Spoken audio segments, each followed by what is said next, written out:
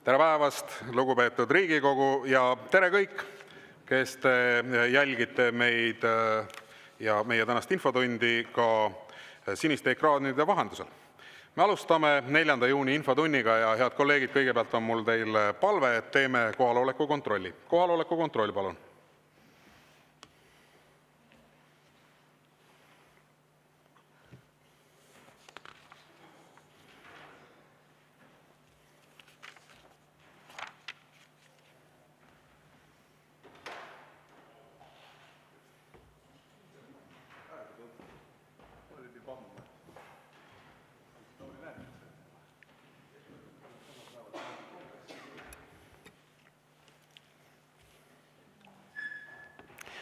Ja kohale on end registreerinud 15 Riigikogu liiget, puudub 86.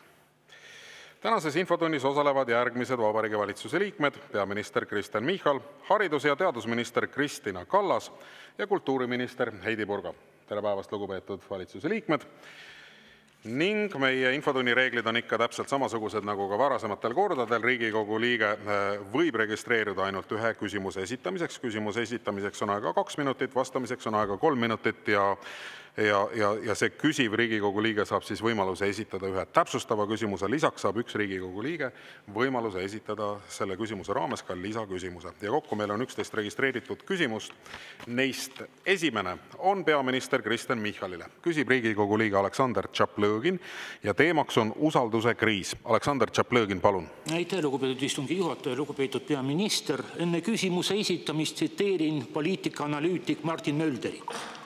Võimul olemine toob alati kaasa toetuslanguse, kuid olukord, kus Eesti valitsuserakonnad praegu asuvad, on midagi erakordset. Valitsuserakondi toetab umbes 20% valijatest, opositsioonierakondi aga umbes 80%. See pole enam ajutine kõikimine, vaid pigem meie erakonnasüsteemi püsiv seisund.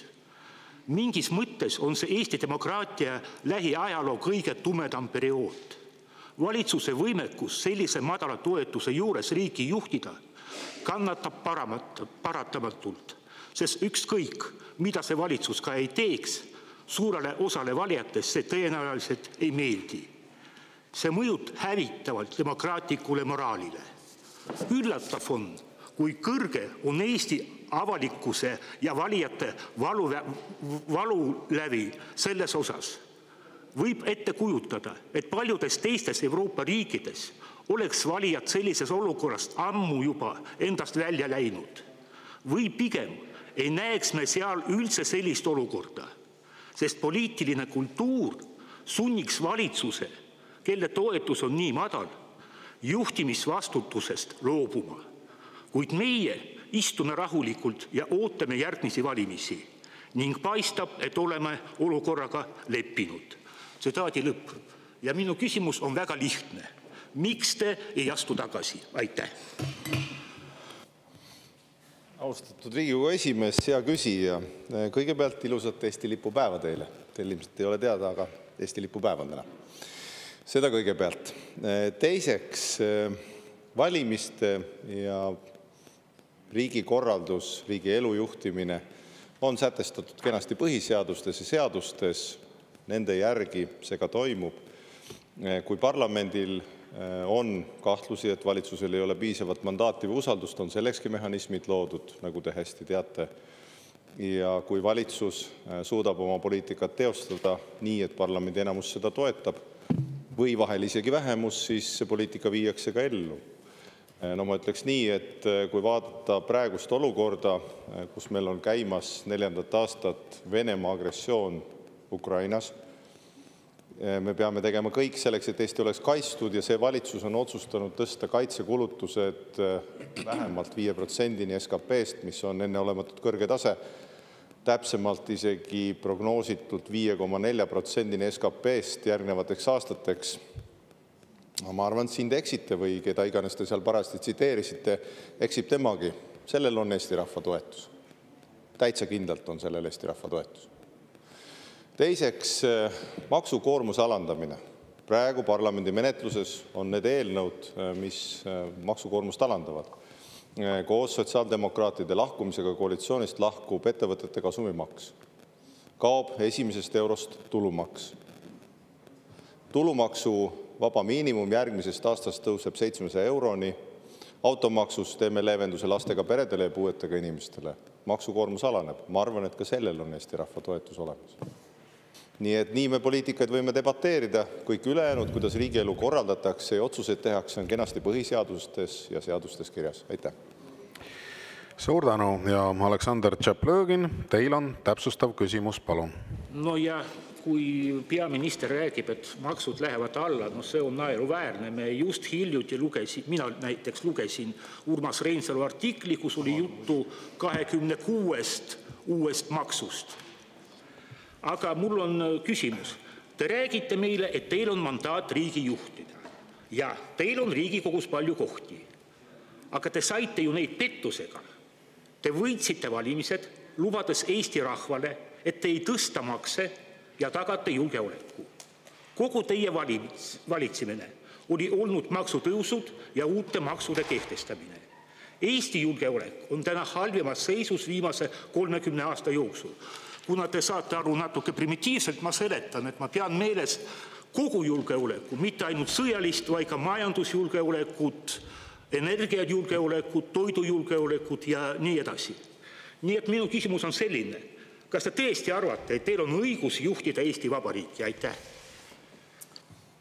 Aitäh! No vot, selle viitega, mida te seal tegite, et te olete lugenud Urmas Reinsalu artiklit, teie kolleeg Riina Sikkut sai ühe hea nalja võrra rikkamaks, et Urmas Reinsalu artiklit tihtipeale on poliitpropaganda klassika, millel on tõega harva veidi pistmist. Maksukoormuse puhul, maksukoormus koos julgeolekumaksu kaotamisega ja tulumaksu käibemaksu määra 24 jäämisega on 2025. aastal, nüüd loen teile numbreid, on lihtsam jälgida, on 2025. aastal 36,8%. Sellel aastal on 36,8%. Järgmisel aastal 35,6%. Sellel aastal 36,8, järgmisel 35,6. Ja 2029. aastal on 35,1.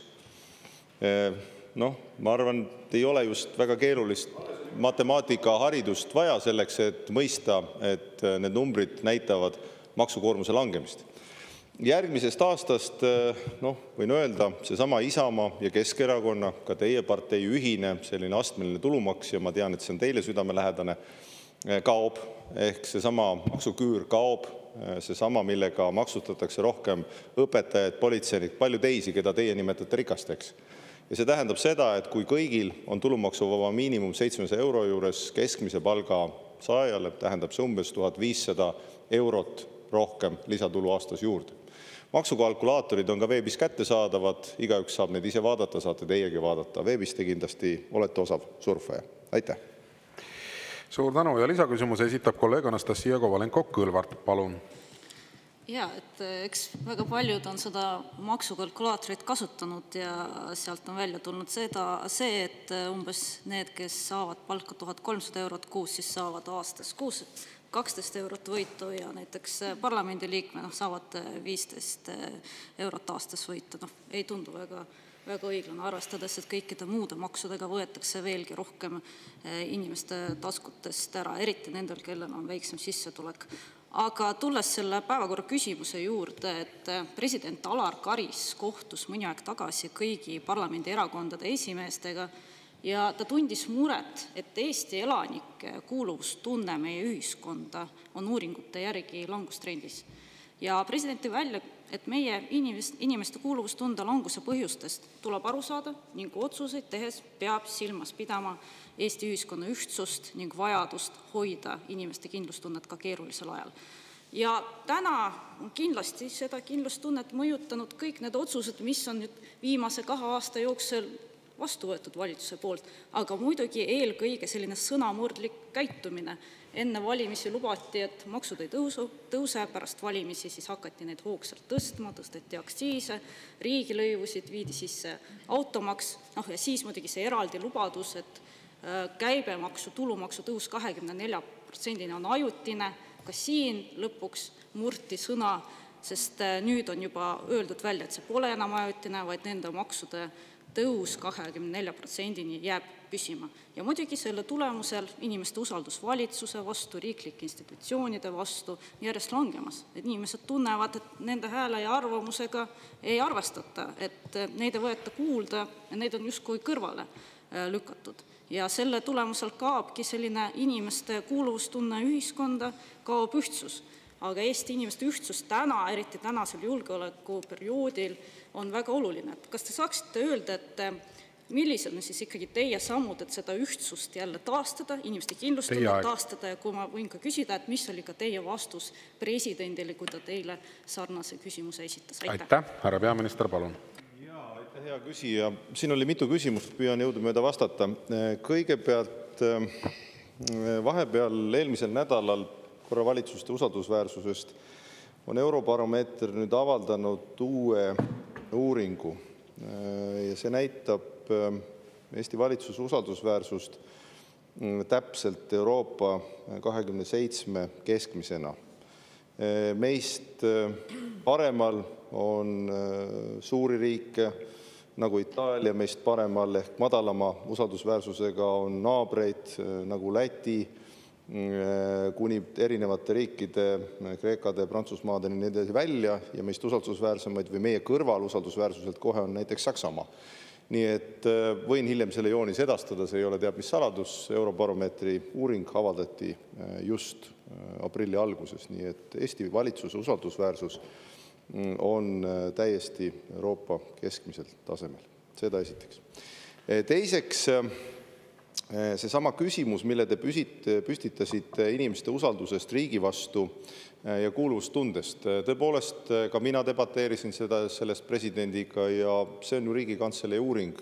Me oleme seda uuringut ka enne näinud ja kindlasti põhjalikumalt.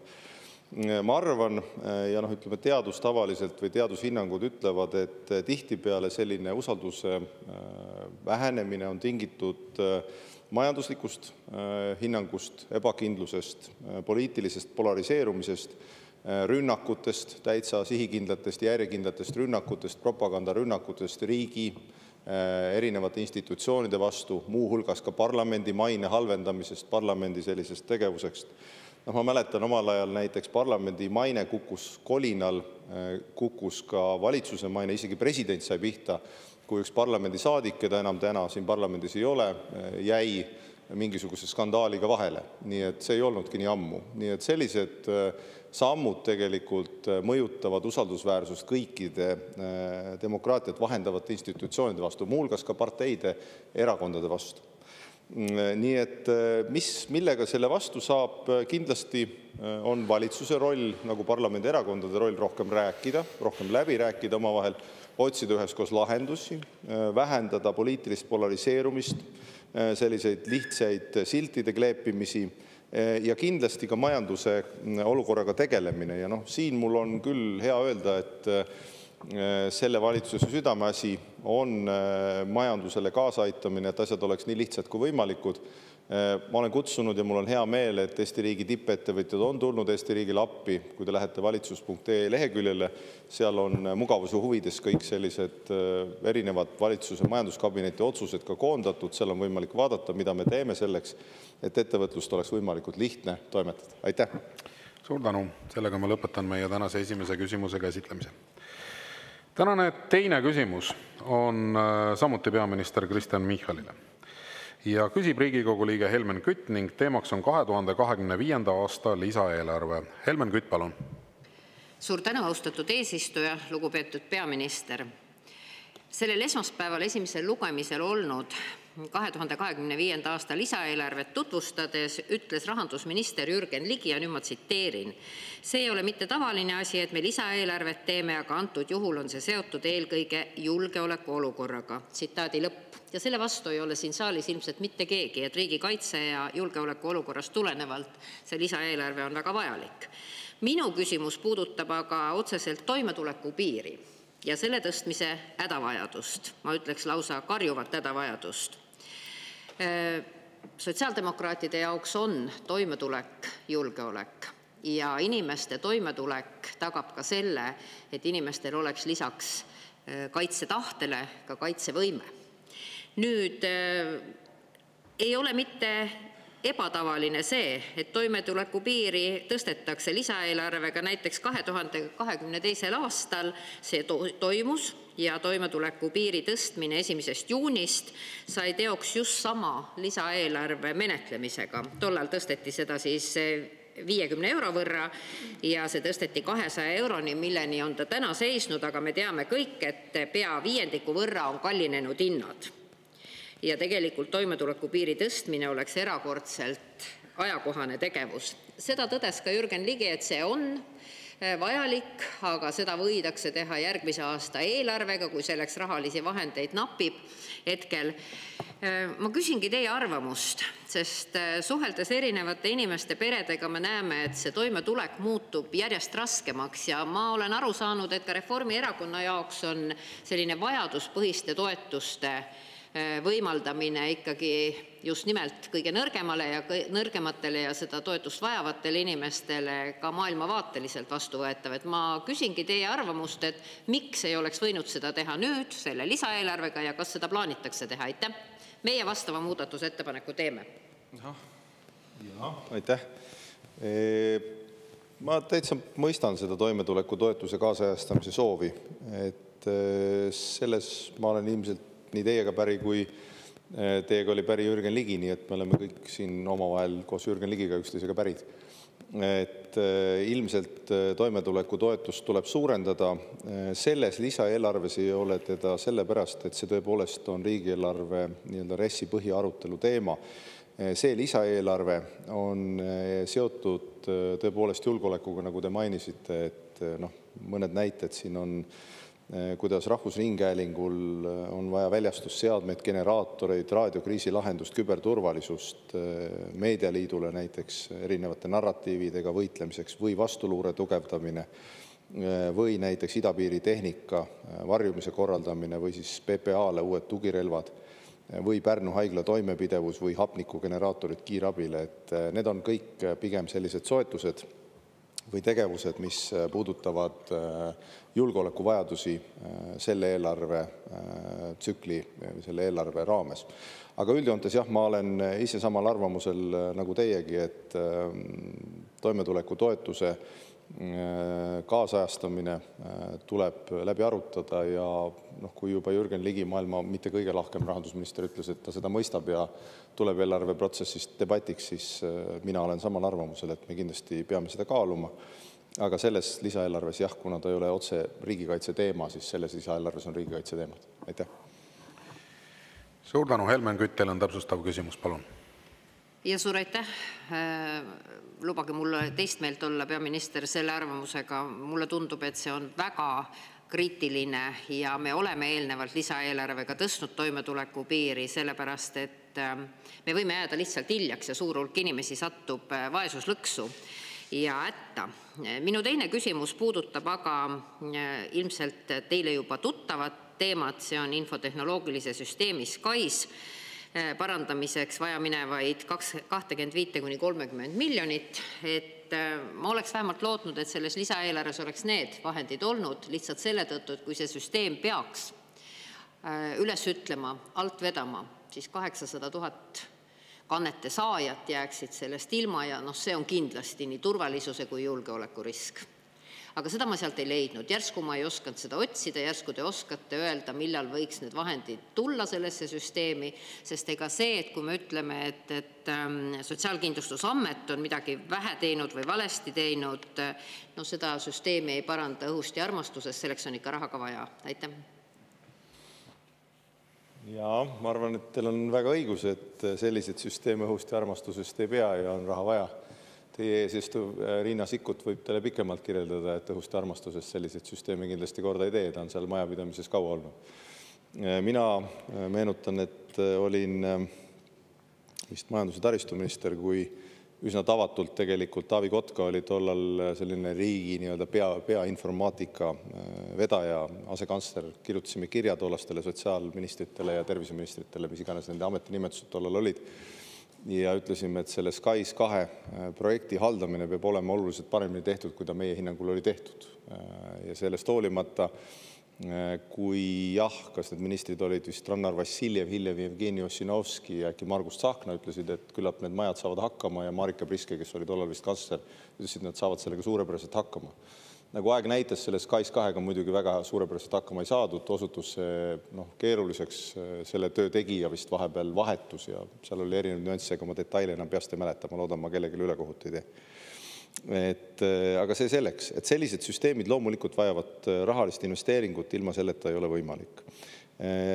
Nagu ma olen ka öelnud, tänane sotsiaalminister Karmen Joller on Sotsiaalkindlustusameti ja TEHIK-uga neid vestlusi pidanud, vajadusel kaasab ka teistest riigiametitest ja vajadusel ka erasektorist asjatundjaid juurde, et hinnata, milline see olukord on, ilmselt investeering on vajalik, see suurusjärk on umbes esitatud aastateks 26-29 ligi 20 miljoniline lisataotlus ja selle suurusjärgu vajaduse tempo, kui kiiresti nad midagi tehtud saavad, peavad nad siis ise ära hindama.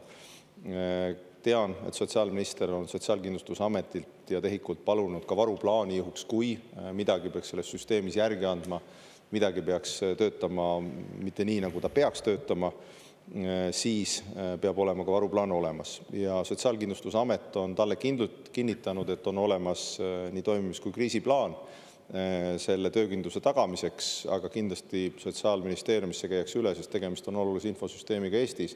Ja nagu ma ka olen varem öelnud, et digitaalriigis sellised infosüsteemid peavad töötama laitmatult. Nii et kõike seda kokkuvõttes, ma arvan, et eelarve arutelu, mis meil nüüd juba mõne kuu pärast algab tegelikult, sinna tulevad siis taotlused investeeringute tegemiseks, selleks ajaks on ka selge täpselt, mis investeeringud, mis ajaga saab teha ja mida täpselt vaja on teha. Aitäh! Suur tänu, lugupeetud peaminister. Ma enne, kui ma annan sõna järgmisele küsijale, et ma pean Helmen Küttile komplimendi tegema, et te esitasite oma küsimuse täpselt meie kodu- ja töökorra seaduse paragrahv 146 lõike 4 järgi, mis ütleb väga selgelt, küsimus peab olema lühike ja võimaldama lühikest vastust. Aitäh. Ja lisaküsimus esitab kolleeg Riina Sikkut, palun. Aitäh, hea esimees, hea peaminister. Kinnitan, et Aleksandr Tšaplõgini viidatud Urmas Reinsalu artiklit ma ei ole lugenud just teie poolt välja toodud põhjustel. Ja usaldus poliitikute vastu on tähtis ja pean vajalikuks mainida ka seda, et Keskerakond omal ajal lubas, et EKRE väärtustega nad koostööd ei tee, aga tulemuseks oli EKRE ikke. Et seda ei maksa ka unustada. Küsin samuti eelarve teemal, sest laia, ma ütleks, toetust on leidnud koalitsioonileppesse pandud plaan, et automaksu puhul laste eest soodustust võimaldada. Ka mina printsiibis toetan seda ettepanekut, selle rakendamise realistlikkuse ja tempo osas on tekkinud küsimusi. Seega sotsiaaldemokraadid on esitanud ka eelnõu esimese ja teise lapse toetuse tõstmiseks 100 euroni. Ühelt poolt see printsiibis ütleb, et kõik lapsed on võrdsed. Kõigi laste toetus oleks 100 eurot. See toetaks üksikvanemaid, sest üksikvanema lapse toetus on võrdsustatud esimese lapse toetusega. Teiseks, arvestades elukalliduse tõusu, see aitab väga paljusid lastega peresid ja kuna siis tugi, täiendav tugi esimese lapse kohta ja teise lapse kohta kokku oleks 480 eurot aastas, siis ka kahelapseline pere nii-öelda kompensatsiooniks automaksu eest saaks oluliselt suurema summa kui lihtsalt selle maksuerisuse tegemise kaudu. Mida teie arvate, kas Eesti süsteemi ei sobiks paremini lastetoetuste tõstmine selle asemel, et teha maksuerisusi, mille rakendamine on keeruline ja arvestades lühikest ajaraami, et see tõesti ilmselt on väga suurt kulu ja täiendavat pingutust nõudev, et need andmed kokku saada ja need otsused teha ja see IT-süsteem toimima panna järgmise aasta algusest. Samas tõepoolest lastega pered sellise üldise elukalliduse tõusu taustal seda tuge vajavad. Et kas selle asemel, et sotsiaalseid muresid maksusüsteemi kaudu adresseerida, nagu ka rahandusminister on öelnud, et seda ei saa ju alati teha, me ei võiks läheneda hüvitiste süsteemi kaudu. Aitäh. Aitäh, härra peaminister, palun. Aitäh, hea Riigikogu esimees.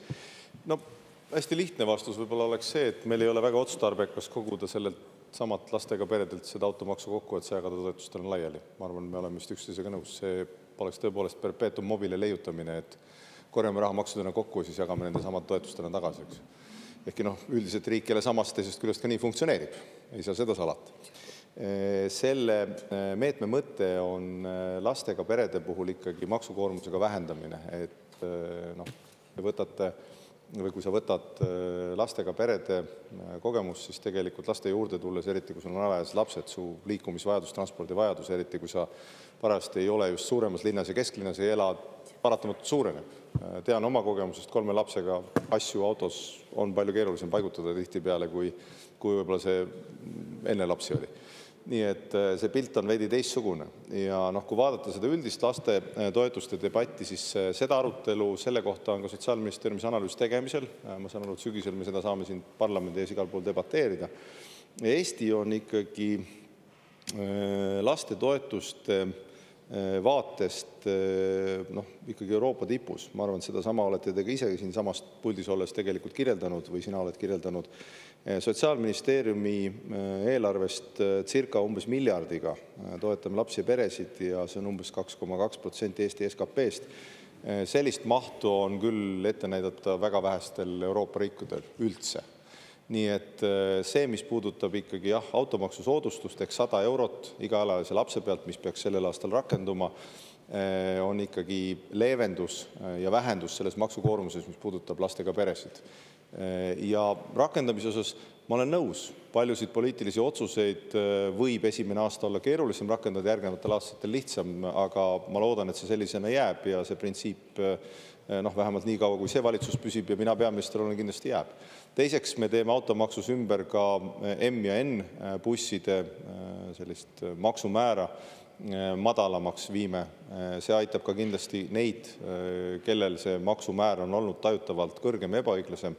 Sellega Rahandusministeerium tegeleb, ma loodan, et umbes kuu-kahega, parlament on ju vahepeal suvisel sessioonil ehk igaüks oma valimisringkonnas järve ääres, et kui parlament sügisel tagasi tuleb, siis on see eelnõu ka olemas ja need lahendused ka olemas, et sellel aastal saame selle tehtud.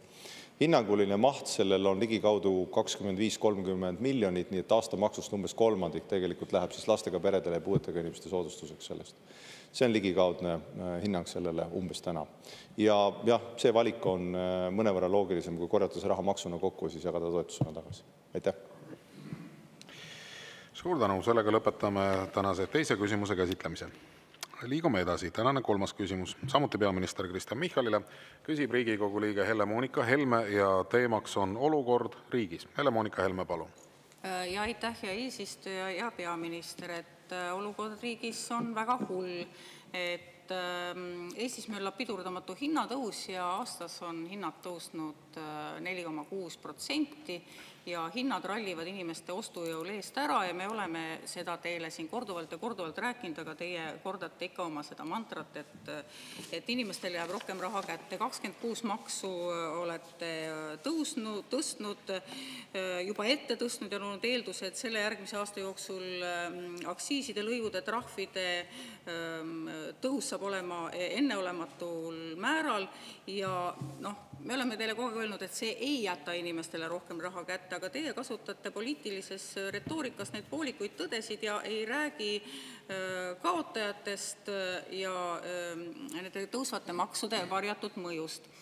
Aga et seda üleüldist sellist poliitilist ilukõnet nüüd vältida, ma küsin teie käest täiesti konkreetselt, et teie väidate, et inimestele jääb rohkem raha kätte. Näiteks võtame konkreetse näite, 2-lapseline pere, kus mõlemad vanemad teenivad netopalka 1300 eurot kuus ja nende kulud on igakuiselt circa 200 eurot kütusele, 500 eurot toidule, 100 eurot elektrile, 600 eurot üürile. Käibemaksu ja aktsiiside tõusuga kallinevad kõik need kulud. Ja ma küsingi nüüd, et kas te saate konkreetselt öelda, kui palju see pere võidab või kaotab järgmise aasta jooksul teie kõikide maksupakettide tõttu? Aitäh. Teil oli siiski suur hulk erinevaid väiteid ka siin alguses, mis tuleb võib-olla veidi ära markeerida. Inflatsiooni juurpõhjus, see on viimasel ajal väga levinud termin, on palgatõus.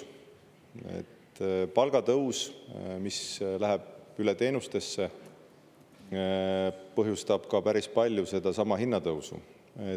Ma tuginen siin Eesti Panga keskpanga presidendi Madis Mülleri kirjeldusele. Nad on seda ilmselt teinud, aga sama saavad ka teised analüütikud teha, eks igalühel ole oma hinnangud täpse määra kohta. Aga umbes 2/3 inflatsioonist tuleb siis palkade tõusust ja toormehindadest. Seda me näeme tihti ka erinevate toiduhindade puhul ja olen minagi lugenud näiteks ka Delfis mõni nädala tagasi ilmus päris asjalik lugu sellest, kuidas toidutootjad, lihatootjad kirjeldasid, kuidas toormehinnad tõusevad maailmaturul erinevate haiguste, probleemide tõttu. Eestiski praegu ju näiteks veiste puhul on suu- ja sõrataud mõjutamas seda ja nii edasi. Nii et põllumajanduse erinevad riskid tõstavad seda hinda, mitte kellegi üksi ahnus, vaid pigem maailmas levivad haigused ja turu eripärad. Aga inflatsiooni juurpõhjus Eestis on ikkagi palgatõus ja palgatõus on, ütleme nii, et 2/3 sisu koos toormehinnaga. Nüüd inflatsiooni ohjeldamiseks, mida saab teha? Inflatsiooni ohjeldamiseks saab astuda samme, vähendada riigi kulutusi ja seda me ka teeme. Kokkulepe on, et riigieelarve kulutusi vähendatakse 3 aastaga 1,4 miljardit. Kokku lepitud avaliku sektori kärbe 10%, selle sisse ei käi pensionid, õpetajad, kaitsevõime ja sisejulgeolek, kõik muu on. 2025. aasta eelarves töö- ja majandamiskulud ka vähenevad 1,1% ja see on esmakordselt pärast 2009. aasta majanduskriisi või finantskriisi. Eelarves kõige suuremad kasvajad üldse on riigikaitse ja sotsiaalkulud ja avaliku sektori palk kasvab ka oluliselt aeglasemalt kui muu palgatõus. Nii et see annab teile võib-olla veidi seda konteksti erinevate väidete esitamisel. Nüüd mina saan opereerida erinevate andmetega, aga kui te edastate need oma andmed, siis ma võin teile arvutusega täpsemalt teha. Keskmise palga puhul maksuküüru kaotamine, mis on siis Isamaa ja Keskerakonna ühislooming, eks selle astmelise tulumaksu kaotamise puhul on ligikaudne kokkuhoid inimesele, kes saab keskmist palka aastas või tulu 1500 eurot. Selle baasilt sealt maksukalkulaatorist saab teha ka muud arvutused ja ma arvan, et igaüks saab ise vaadata, mis täpselt on tema nii-öelda võit või majanduslik hinnang. Aitäh! Suur tänu ja Helle-Moonika Helme, teil on täpsustav küsimus, palun. Ja aitäh, et siin me nüüd siis oleme, et teie ütlete, et palgatõus on see, mis viib inflatsiooni, aga need on omavahel täiesti nagu sellises omavahel seoses, et nagu uss sööb oma saba, ehk et ikkagi need teie kõrgemad maksud põhjustavad hinnatõusu suurendab inflatsiooni, see jälle vähendab reaalpalka, mis omakorda vähendab elatustaset, investeeringud vähenevad, töökohtade loomine pidurdub ja see kõik viib selle olukorrani, kus Statistikaamet, kes muidu esitab hea meelega valitsusele meeldivat statistikat, siis näiteks reedel avaldatud andmetel majandus isegi nende prognooside osas mitte ei kasva, vaid on vähenenud 0,3% ehk et valitsuse eelnevad prognoosid panid mööda tervelt 140 miljoniga. Ja 13 kvartalit järjest on Eesti majanduslanguses olnud, oleme täielik punane latern Euroopas ja Konkurentsiameti peadirektor Peeter Raudsepp ütles eile Kuku raadio intervjuus, et olukord on väga nutune ja tema prognoosid erinevalt näiteks Eesti Panga prognoosidest on olnud ikkagi täpsed. Ja Eesti Pank on muuseas kogu aeg prognoosidega mööda pannud.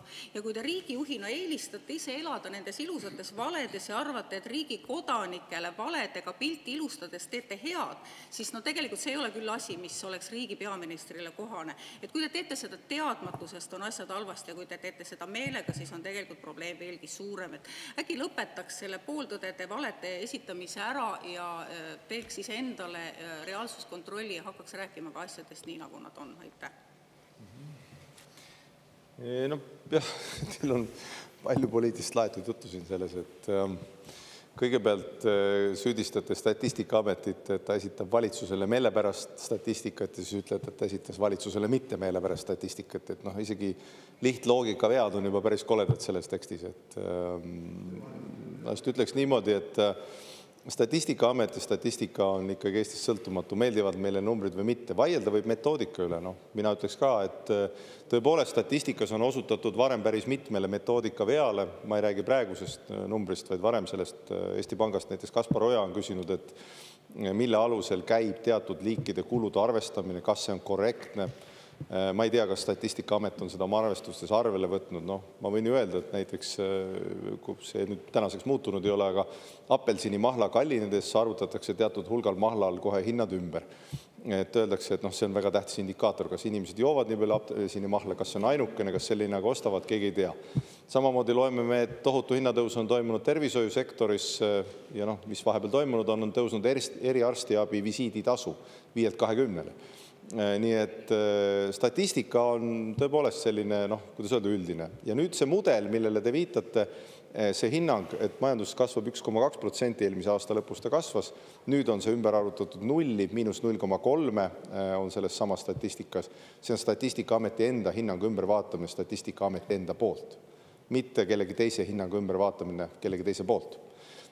Ja kui vaadata seda sessoonselt korrigeerituna, liiga-aasta väljavõtta kõik muud, siis majandus kasvas 0,1%, lisavad nad selle pressiteate lõpus. Sinna te ilmselt oma lugemisega ei jõudnud, aga tasub jõuda. Ja kui te vaatate oma kolleeg Aivar Sõerdi postitust, Aivar Sõerd on seda ka minu meelest päris hästi lahti võtnud, ma ise ka vaatasin seda, siis kui sellest välja võtta energiahindade või energiaturu selline madalseis ehk energia kaubeldi vähem, kodusooja osteti vähem, elektrit vist maksti ilmselt vähem, siis tegelikult majandus kasvas 0,4%. Aga see, mis meile tarbijatele on hea uudis, me maksame kodusooja eest vähem, tähendab, et ka SKP kasvab vähem. Vot selles on see paradoks statistika puhul. Ja sellepärast ma arvan, analüütikud vaatavad ka sisse ja ma arvan, et isegi ka kriitilisemad analüütikud, kes täna ükskõik on ta Postimehes, Delfis või ERR-is kirjeldavad seda pilti, ütlevad, et need markerid, mis puudutavad väliskaubandust, oluliste harude edenemist, investeeringuid olulisse sektoritesse, kirjeldavad ikkagi, et Eesti majandus liigub kõrgema lisandväärtusega mõistlikus suunas. Ja absoluutselt, ega põhiline mure, mis meil on majanduses ja maailmas tegelikult, mis seda praegu kõigutab, on Ameerika administratsiooni ja presidendi tolli erinevad sõnumid. See tekitab ebakindlust. Kõik muu, Euroopa on, ma arvan, tegelikult üldiselt kasvutsüklis pigem Eestiga. Aitäh! Suur tänu ja lisaküsimuse esitab kolleeg Mart Helme, palun. Jah, ma ei tea, me elame tõesti erinevates maailmades. Teie olete mingis ulmemaailmas ja me oleme reaalses maailmas. Ja reaalne maailm ütleb väga selgelt, et maailma majandus tervikuna on praegu retsessioonis ja ega Eestil ei saa siis teistmoodi minna. OECD prognoosid Eestile on muide väga nutused ja ma neid usaldan rohkem muidugi kui Eesti Panka, mis koosneb teie, kuidas ma ütlen, propagandistidest. Aga ma küsida tahan hoopis teisel teemal. Kuna te olete teinud julgeolekust oma niisuguse leivanumbri, siis puudutame nüüd toidujulgeoleku teemat. Ja toidujulgeoleku puhul on meil praegu seis selline, et Eesti toodab ajakirjanduse andmetel umbes pool siin vaja minevast kartulist. Me ei suuda ennast varustada loomalihaga. Me ei suuda ennast varustada sealihaga. Meil on teraviljatoodang sõltuv sellest, kuidas on parajasti aasta. Kui on hea aasta, jäädakse kergelt plussi. Kui on halb aasta, ollakse miinuses. See tähendab seda, et kui on halb aasta, me võime ka teravilja osas jääda sõltuvaks sisseveost. Ja nii me võime tuua välja siin terve hulga ka muid, me enamiku köögivilju ei tooda ise piisavas koguses.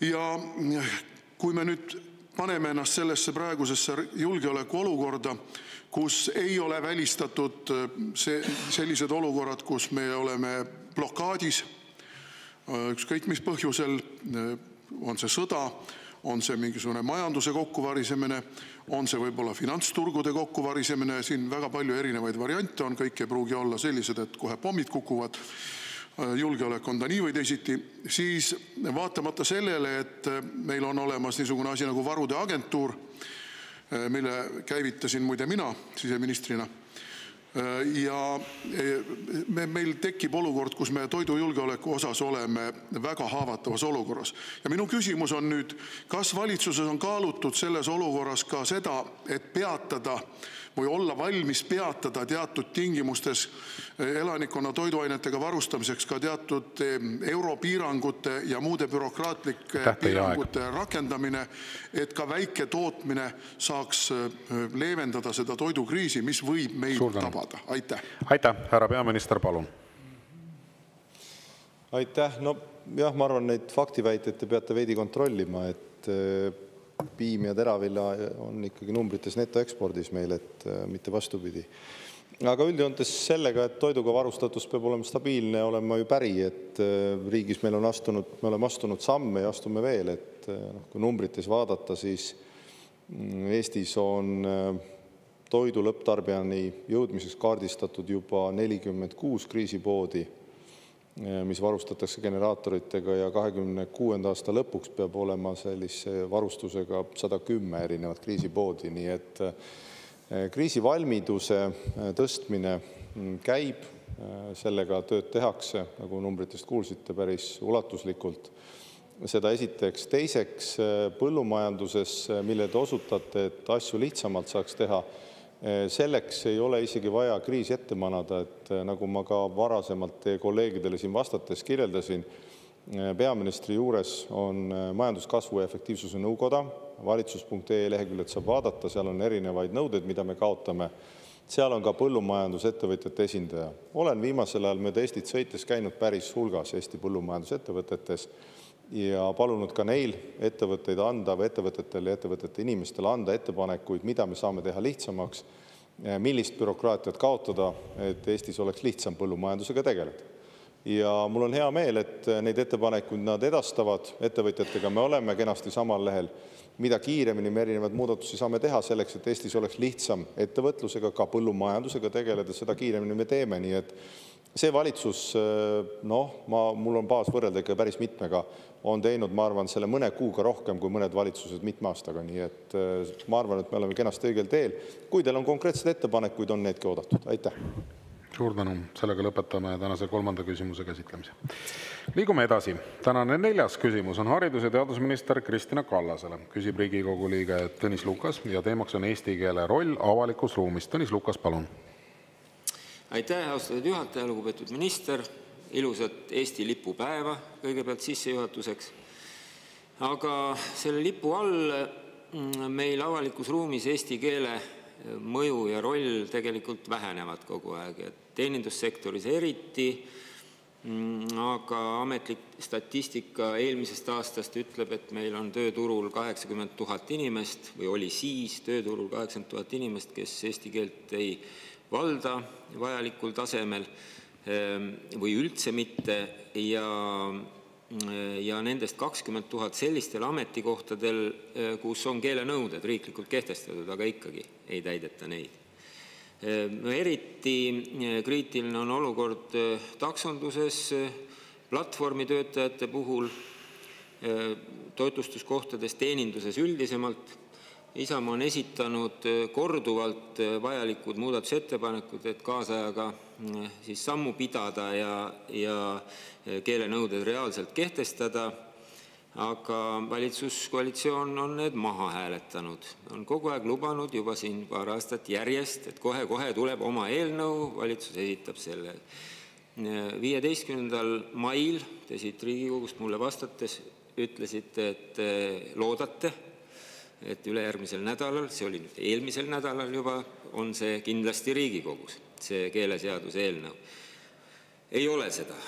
Ja ootame, ei tea, mis seal sees on. No igal juhul ma tean, et taksondust ja platvormitööd, mida on väga vaja reguleerida, te seal täiendavalt ei reguleeri, te olete jätnud suhteliselt vähe nendest eelmistest sätetest sinna sisse, aga annaksite äkki ülevaate, milles see keeleseadus, mida te ette valmistate ja siia Riigikogu tegelikult seisneb, mis seal on, sest me ei ole sellest informeeritud.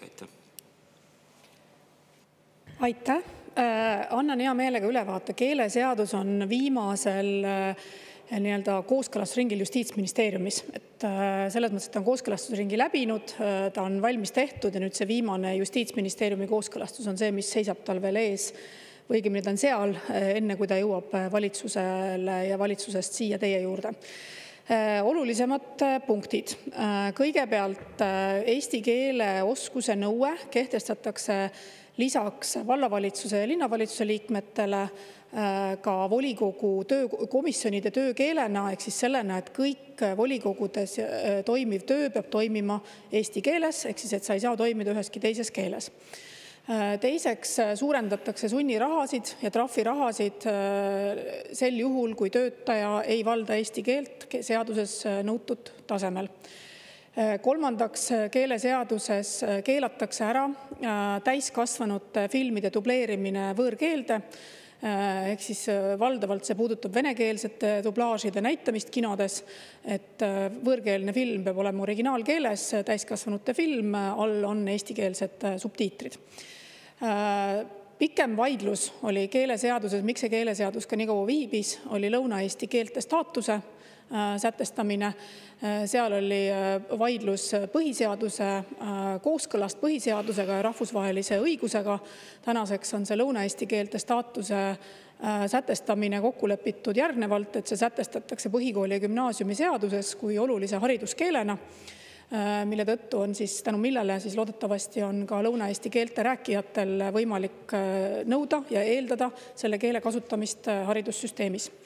Nii et mis puudutab platvormitöötajaid, pika analüüsi ja ka platvormi valdkonnas tegutsevate ettevõtetega aruteludes ja ka statistika näitab Keeleameti või Keeleinspektsiooni statistika näitab, et platvormitöötajate keeleoskuse puudulikkuse kohta on kaebusi äärmiselt vähe võrreldes näiteks teenindussektoris toimuvaga. Ehk siis teenindussektor, see on siis hotellid, toitlustus, muu avalik teenindus, kus ei ole võimalik, kus olukordades on juhtunud, et ei saada eestikeelset teenindust, seal on kaebusi kordades rohkem, seal on tõesti vaja nii sunniraha suurendamist kui ka trahvimäära suurendamist, aga platvormi töö puhul ei ole kaebuste arv märkimisväärne selleks, et muretseda selle üle, et inimesed tegelikult teenust kätte ei saaks. Aitäh!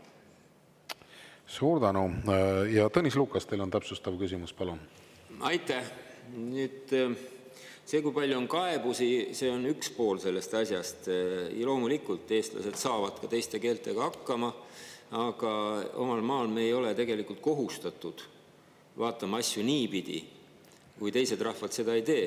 Ei Soomes, Saksamaal, paljudes teistes, Lätis te teate nüüd järjest rohkem, ei ole sellist lähenemist, et meie ise siis paindume selle järgi, kuidas meiega suvatsevad suhelda need, kes eesti keelt ei oska siin Eestimaal.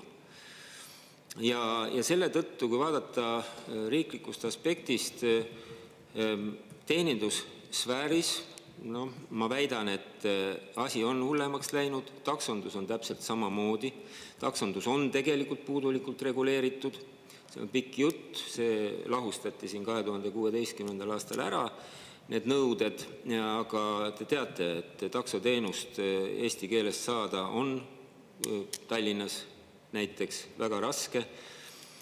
Ja ma ütlen teile, et asi pole niivõrd isegi alati selles, et ei saaks justkui hakkama. Aga kui siin avalikus ruumis on näiteks audioreklaamides või siis samas teenindussfääris kõlab teine keel ja me ei suuda seda kontrollida. Ja siia tulevad töötajad, kes jah, ise töö juures on see töötaja, kes ei oska keelt, aga kes tuuvad perekonna kaasa. Ja kui üldine suhtumine on siin, et tekivad mullid ja nad ise ütlevad, et nad saavad hakkama nii inglise kui vene keeles, et eesti keelt ei ole vaja, nad ei ole motiveeritud õppima. Siis me tekitame niisugused mullid, mida on vaja siis, meil on vaja neile informatsiooni anda, jälle kasutame nende keelt ja varsti on need ametnikud keeled, meil hakkab surve, et nad muutuksid riigikeeleks. Kuidas te kavatsete tegelikult siia tulnud täiskasvanutele eesti keelt õpetada piisaval määral, nii et nad integreeruks siia ühiskonda? Aitäh! Jällegi see on selline klaas pooltühi või pooltäis vaidlus, et kas eesti keele positsioon Eestis ja ka tegelikult rahvusvaheliselt on tugevam, kui ta kunagi üldse olnud on, või on nõrgem, kui ta on varasematel aegadel olnud. Et ma arvan, et see vaidlus ilmselt siin arvamuste tasandil väga kuhugi väga ei vii meid. Mina isiklikult tunnetan, et et eesti keele positsioon on oluliselt tugevam, kui ta ajaloos üldse kunagi varem olnud on. Tegemist on Euroopa Liidu ametliku keelega, nii Eesti riigi asjaajamine, kohalike omavalitsuste asjaajamine, valdav osa erasektori asjaajamisest ja Euroopa Liidu tasandi asjaajamine toimub eesti keeles. Eestis areneb ka eesti keel teaduskeelena, Eesti haridussüsteem toimib loodetavasti 6 aasta jooksul pärast liigub 100% eestikeelseks. Nii et eesti keele positsioon minu tunnetuse alusel ikkagi ühiskonnas väga tugevasti tugevneb. Nüüd, kui eesti keele positsioon tugevneb, siis see loob ka eelduse selleks, et inimesed, kes siia elama tulevad, selle positsiooni tugevusest tulenevalt kohanevad selle keele kasutusega, mitte ei kohane ühiskond nende keele kasutusega. Ja ma uuesti väidan, et ka kõrghariduses, ka teaduses, ka koolihariduses on liikumine sinna suunda, et siia tulnud inimesed peavad kohanema selle keele kasutusega, mis siin ühiskonnas on. Hea näide on Ukraina sõjapõgenikud. Ukraina sõjapõgenikest lapsed, üle 60% Ukraina sõjapõgenikest lastest õpib eestikeelses koolis, mitte venekeelses koolis. Ehk siis nad on valinud eestikeelse õppe. Jah, see on väga suur väljakutse koolidele. Koolid on pidanud väga palju pingutama selle nimel, et neid inimesi siia integreerida, aga ka eesti keele oskus areneb neil ikkagi ainult nii, et nad toimivad eestikeelses keskkonnas. Täpselt samamoodi puudutab see venekeelseid lapsi, kes nende eesti keele oskus areneb sel juhul, kui nad toimivad eestikeelses keskkonnas, eestikeelses haridussüsteemis ja eestikeelses koolis. Nii et arutelu koht võib vaielda. Julgen siiski väita, et eesti keele positsioon on ühiskonnas oluliselt tugevamaks liikumas, kui ta on üldse kunagi varem olnud. Ja võib-olla isiklikust kogemusest, kui ma 10 aastat tagasi Narva tööle läksin, siis ei olnud võimalik Narvas peale kesklinna Statoili praktiliselt mitte kuskil eesti keeles teenindust saada. Minge proovige täna, saate enamus kohtades Narvas tegelikult eestikeelset teenindust. Aitäh! Aitäh. Ja lisaküsimuse esitab kolleeg Kalle Grünthal, palun. Aitäh, lugupeetud minister. Ma ei oleks ilmselt tulnud siia küsimust esitama, aga see, mis te ütlesite siin platvormi teenindajate kohta, ehk siis taksojuhtide kohta, et on vähe kaebusi, see on absoluutselt vale. Täielikult vale. Paar kuud tagasi olin ma siinsamas Riigikogus ühistranspordi seaduse muutmise seaduse eelnõuga selleks, et likvideerida olukord, kus teenindajad, kes peavad valdama siis B2 tasemel siis eesti keele nõuet, ei vasta sellele nõuet kriteeriumite. Ja võib-olla ma eksin, ütleme selle numbriga siin, aga ütleme, nad on teenindajad. Ja mis selle menetluse käigus ja ka komisjoni istungi käigus selgus, et ja ka minu kohtumised taksojuhtidega ja ka mulle esitatud kaebuste põhjal, et tegelikult on probleem väga tõsine, sest näiteks juba see keeletunnistuse osas käib tegelikult selline mafioosne tegevus, kus lennujaama juures, ütleme, need lõunapoolse nägudega inimesed on kõik ühesuguse nägusega, meie need vahet ei tee. Keeleoskajad teeb need eksamid ära seal ja inimene läheb sõitu, tegelikult eesti keelt ei oska. Te võite naerda seal küll, aga see probleem on tõsine. Nüüd on minu küsimus aga teile mitte selle kohta, mis te räägite ebaõiget infot, aga te ütlesite niimoodi, et kaebusi on vähe. Oli vist selline lause. Ja mina sooviksin teada, kui palju on siis laekunud platvormiteeninduse klientide poolt kaebusi selle kohta, kui palju siis keele kasutamise nõudeid on rikutud ja kui palju on ka siis Keeleamet menetlenud keeleseaduse rikkumisi. Aitäh. Aitäh. Proua minister, palun. Aitäh selle küsimuse eest.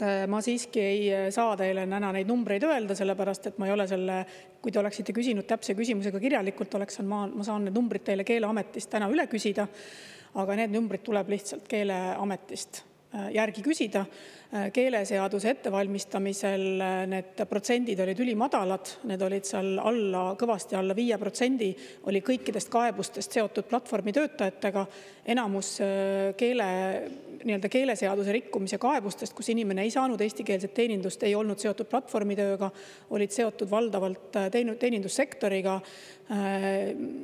hotellid, toitlustuskohad, juuksurid, kinod, sellised kohad, kus tervishoiuteenused, kus inimesed ei saanud eestikeelset teenindust. Platvormi töö osakaal oli seal absoluutselt marginaalne, kuna suur osa platvormi tööga ja selle teenusega kokku puutuvaid inimesed tegelikult ei suhtle teenuse osutajaga otse, suheldakse läbi rakenduse, rakendus on olemas neil eesti keeles, nii et ei ole kaebusi, tõesti, kaebused on väga vähe. Aga ma võin täpsustada teile seda statistikat, kui te soovite. Suur tänu. Sellega lõpetan meie tänase 4. küsimuse käsitlemise. Lähme edasi. Ka 5. küsimus on haridus- ja teadusminister Kristina Kallasele. Küsib Riigikogu liige Vadim Belobrovtsev ja teemaks on palgad ja koolitoit. Vadim Belobrovtsev, palun. Ja, aitäh, lugupeetud minister. Teatavasti on siis hiljuti alanud kõnelused Eesti Haridustöötajate Liidu ja Haridus- ja Teadusministeeriumi vahel, mille teemaks on õpetajate palgad, eelkõige siis selle palga alammäär, mis tänapäevil on siis hästi madal. Ma arvan, et te ei hakka sellele vastu vaidlema. Aga siis, kui vaadata, mis on need soovid, siis 2184 eurot aastal 2026 oli see ettepanek, mis on siis võrreldav prognoosiga, keskpalga prognoosiga järgmiseks aastaks. Tuletan meelde, et koalitsioon on aastast 2023 lubanud, et aastaks 2027 on siis õpetajate palgamäär 120% Eesti keskmisest.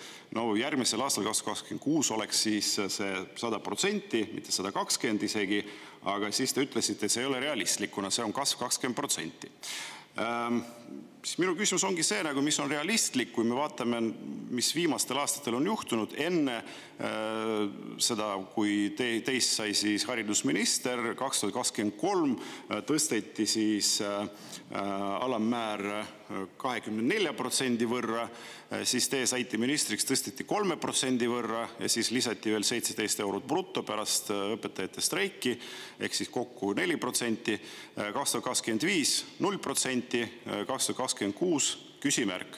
Nii et küsimus ongi see, et kui siis Eesti Haridustöötajate Liidu ettepanek ei ole realistlik, siis mis on realistlik ettepanek ja mis on see number, mis 2026 on siis õpetajate palga alammäär? Aitäh! Aitäh küsimuse eest. Siiski ajaloo arhiivide korrektsuse täpsustuseks.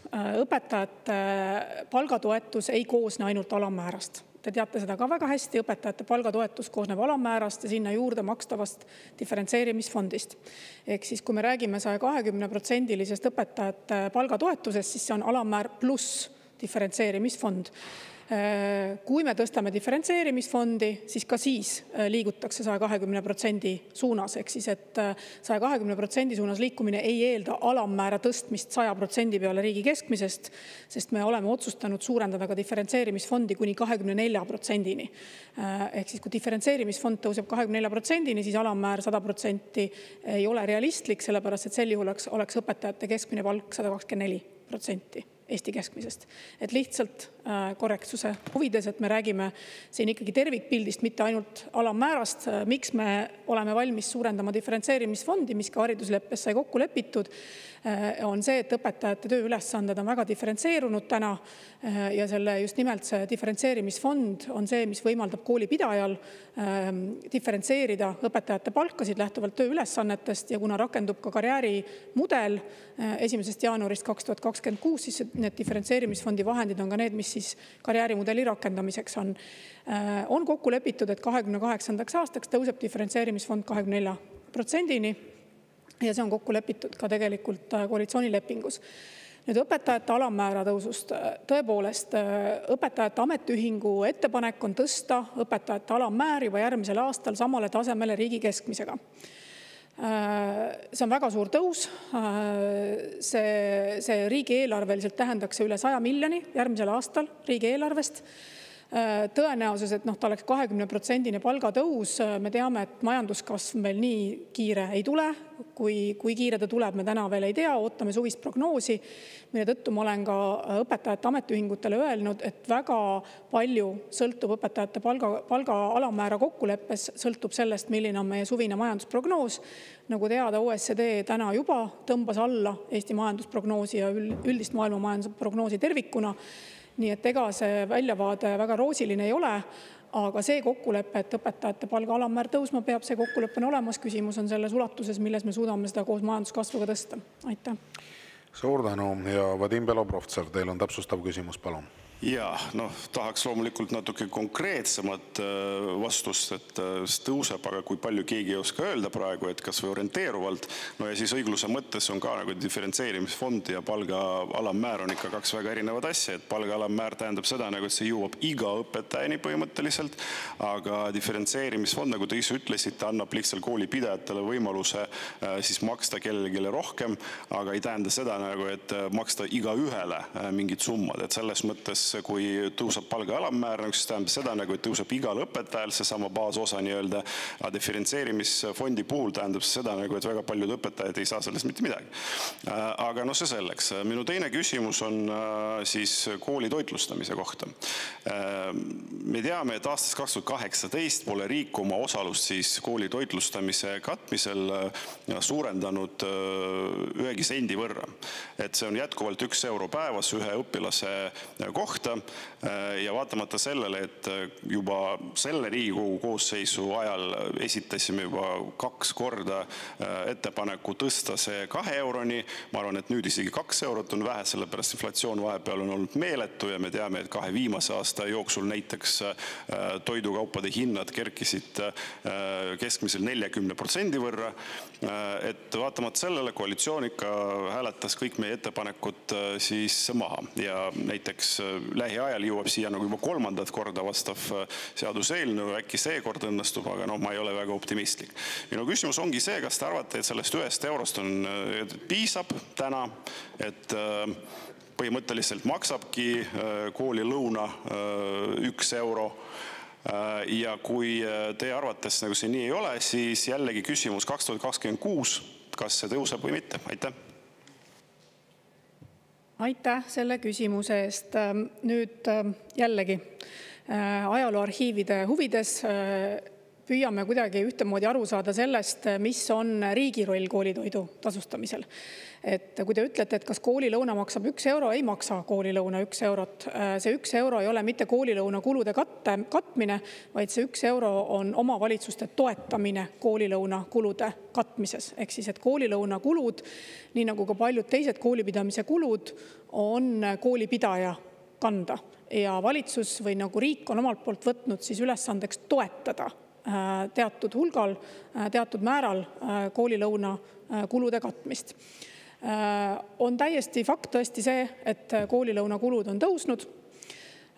Keegi selle üle selles mõttes ei vaidle, aga nii nagu ka on riigi rahalised võimalused väga piiratud, nii on ka need omavalitsuse võimalused väga piiratud ja saan täiesti aru omavalitsustest, kellel on äärmiselt keeruline kasvavaid kulusid katta, mis tõttu on paratamatu tõenäoliselt liikumine ka sinna suunda, et lastevanemate panus tuleb sisse. Meil on omavalitsusi, kus lapsevanemad panustavad koolilõuna tasumisse.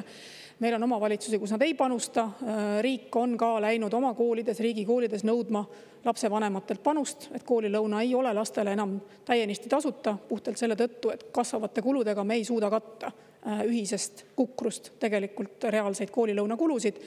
Nii et ka riigikoolides peavad lapsevanemad koolilõunasse panustama. Aitäh. Suur tänu ja lisaküsimuse esitab kolleeg Tõnis Lukas, palun. Ja aitäh. Siin eelmisel 2 aastal on suurt segadust tekitanud pärast valimisi alustanud koalitsioonileppes olev eesmärk 120% õpetajate palk siis võrreldes keskmise palgaga. Selline eesmärk võeti, aga ja oli lubatud ka valimiste ajal, aga sellest jäädi järjest kaugemale.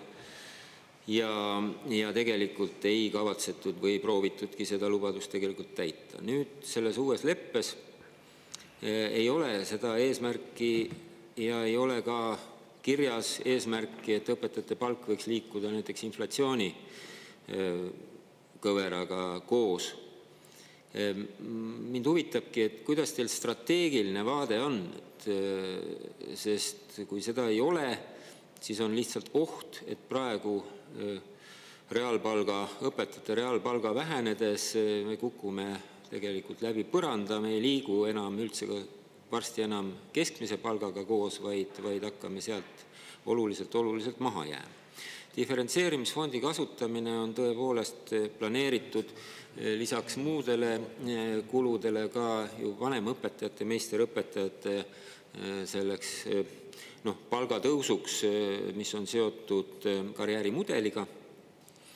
Aga nii nagu siin jutt on olnud, puudutab see 30%, maksimaalselt 35% õpetajatest, enamus jääb sellest ikkagi puutumata ja peab lootma alammäära tõusule.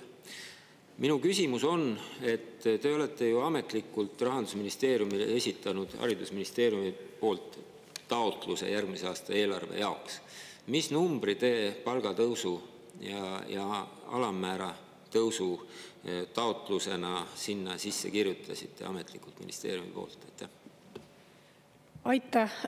Ma siiski täpsustan veel seda diferentseerimisfondi tõusu. 24% peale diferentseerimisfondi tõus on palju suurem tõus kui see, mis arvestuslikult läheb vaja õpetajate karjäärimudeli katmiseks. Ehk siis omavalitsustele, koolipidajatele jääb oluliselt rohkem raha kätte selleks, et diferentseerida õpetajate palkasid. Ja kui omavalitsus otsustab ühtlaselt kõigile õpetajatele sellega palgatõusu teha, siis on see igal juhul omavalitsuse õigus. Ehk siis selle 24% palgafondi osakaalu üle otsustamise õigus on ju koolipidajal, kuidas ta seda kasutab. Ja see on oluliselt suurem summa kui see, mis reaalselt ühel koolipidajal läheb vanemõpetajate, meisterõpetajate palkade katmiseks.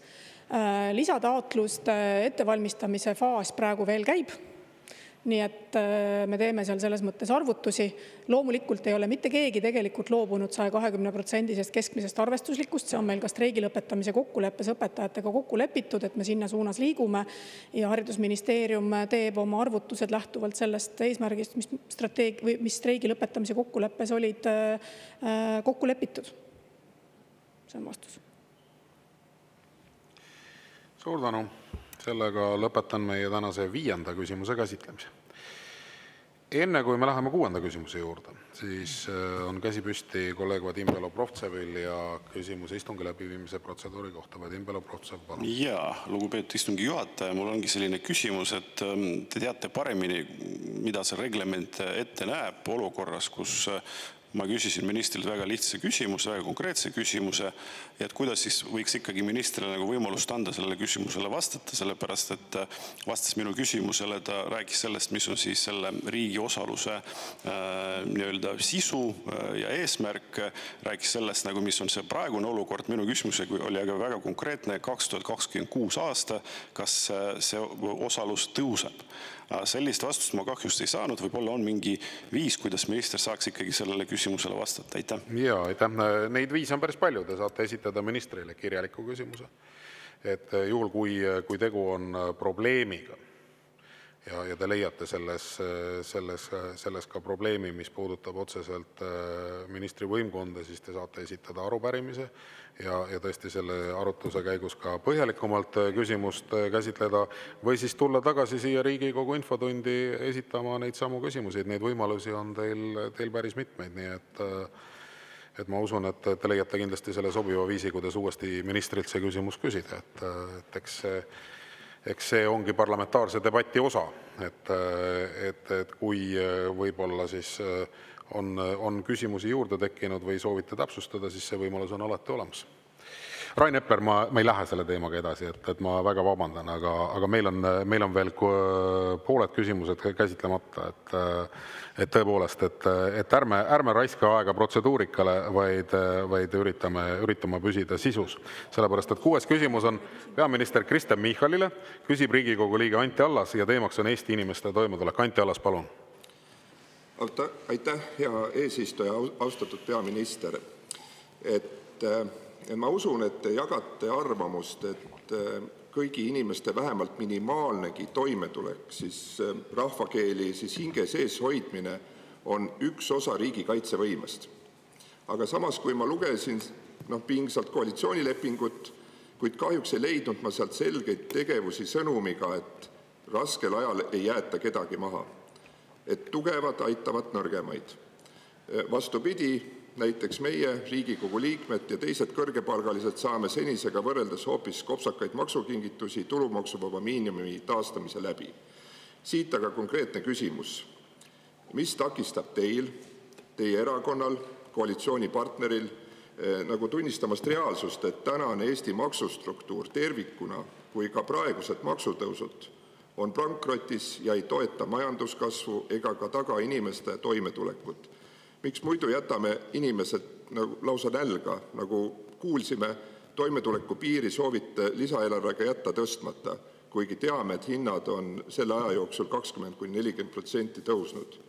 Ja siis teiseks, et mis siis takistab küsida meie taolistelt kõrge palgasaajatelt pisut suuremat panust õiglase astmelise tulumaksu kaudu, et sellest saadud nagu tuluga hoida kõiki paadis, et keegi ei kuku reaalselt põlvili, et kedagi ei jäeta maha. Aitäh. Aitäh, hea küsija.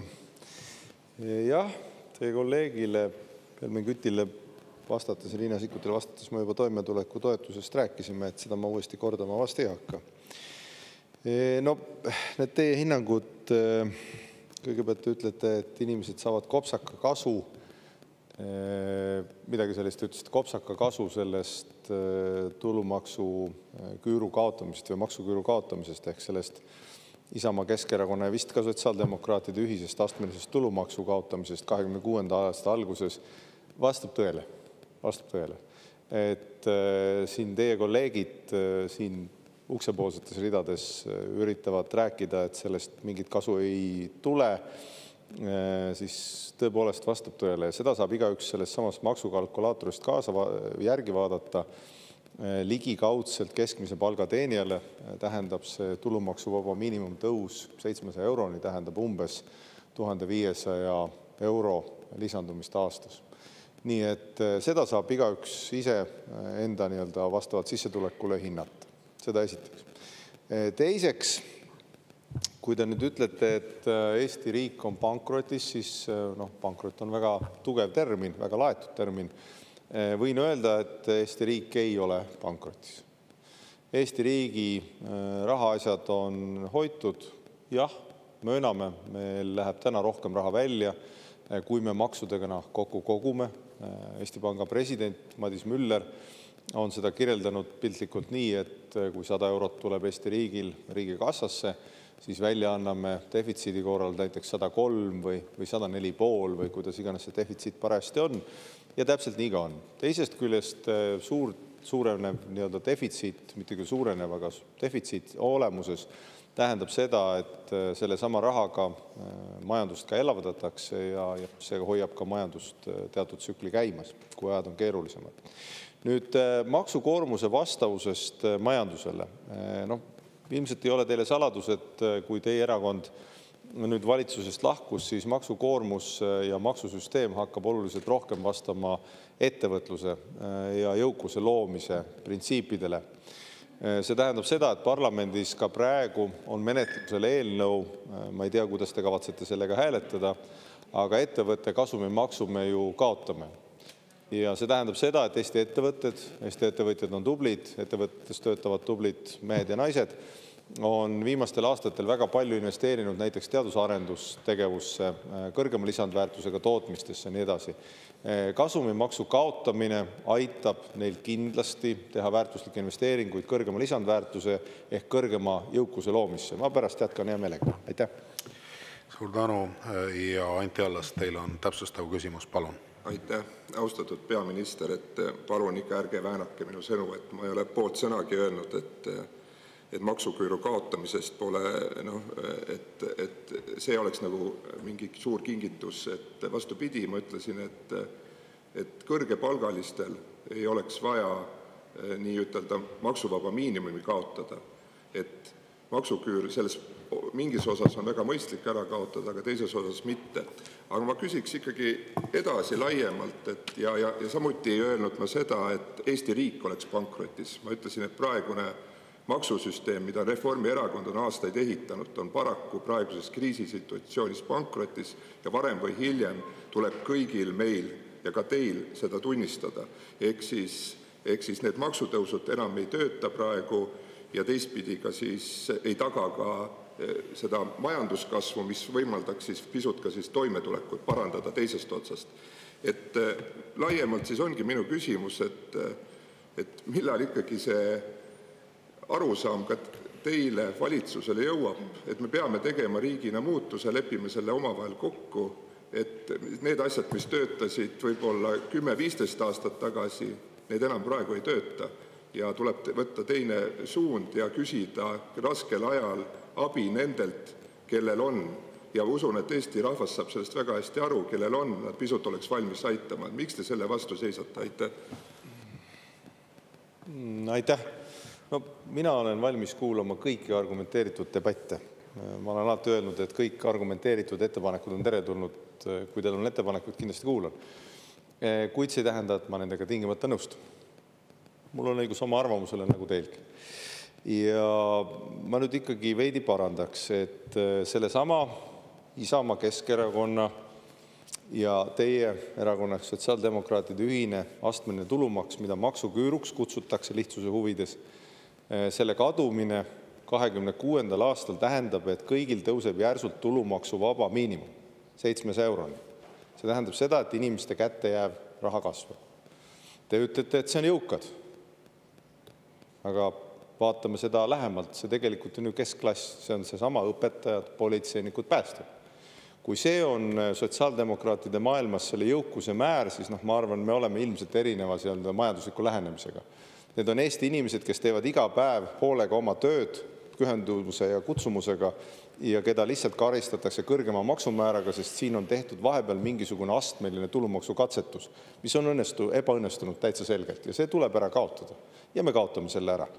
Nüüd teiseks, mis puudutab majandusloogikat, ütlete, et ei tööta. Eesti maksusüsteem on, võib-olla siin panen aasta-paariga mööda, aga 10-11 aastat valitud maailma parima maksusüsteemi hulka ettevõtlus- ja majandusmaailmas. Nüüd esimene kord, kus see võib-olla oleks võinud olla keerulise olukorra ees, oli seesama teiega sündinud ja teile ideoloogiliselt, ideeliselt lähedal olev idee, et ettevõtteid tuleb täiendavalt kasumimaksuga maksustada. Seda ei ole sotsiaaldemokraadid kunagi varjanud ja ma austan veel kord, kõigil on õigus erinevale arvamusele, mina arvan, et see nii ei peaks olema, teie arvate, arusaadav.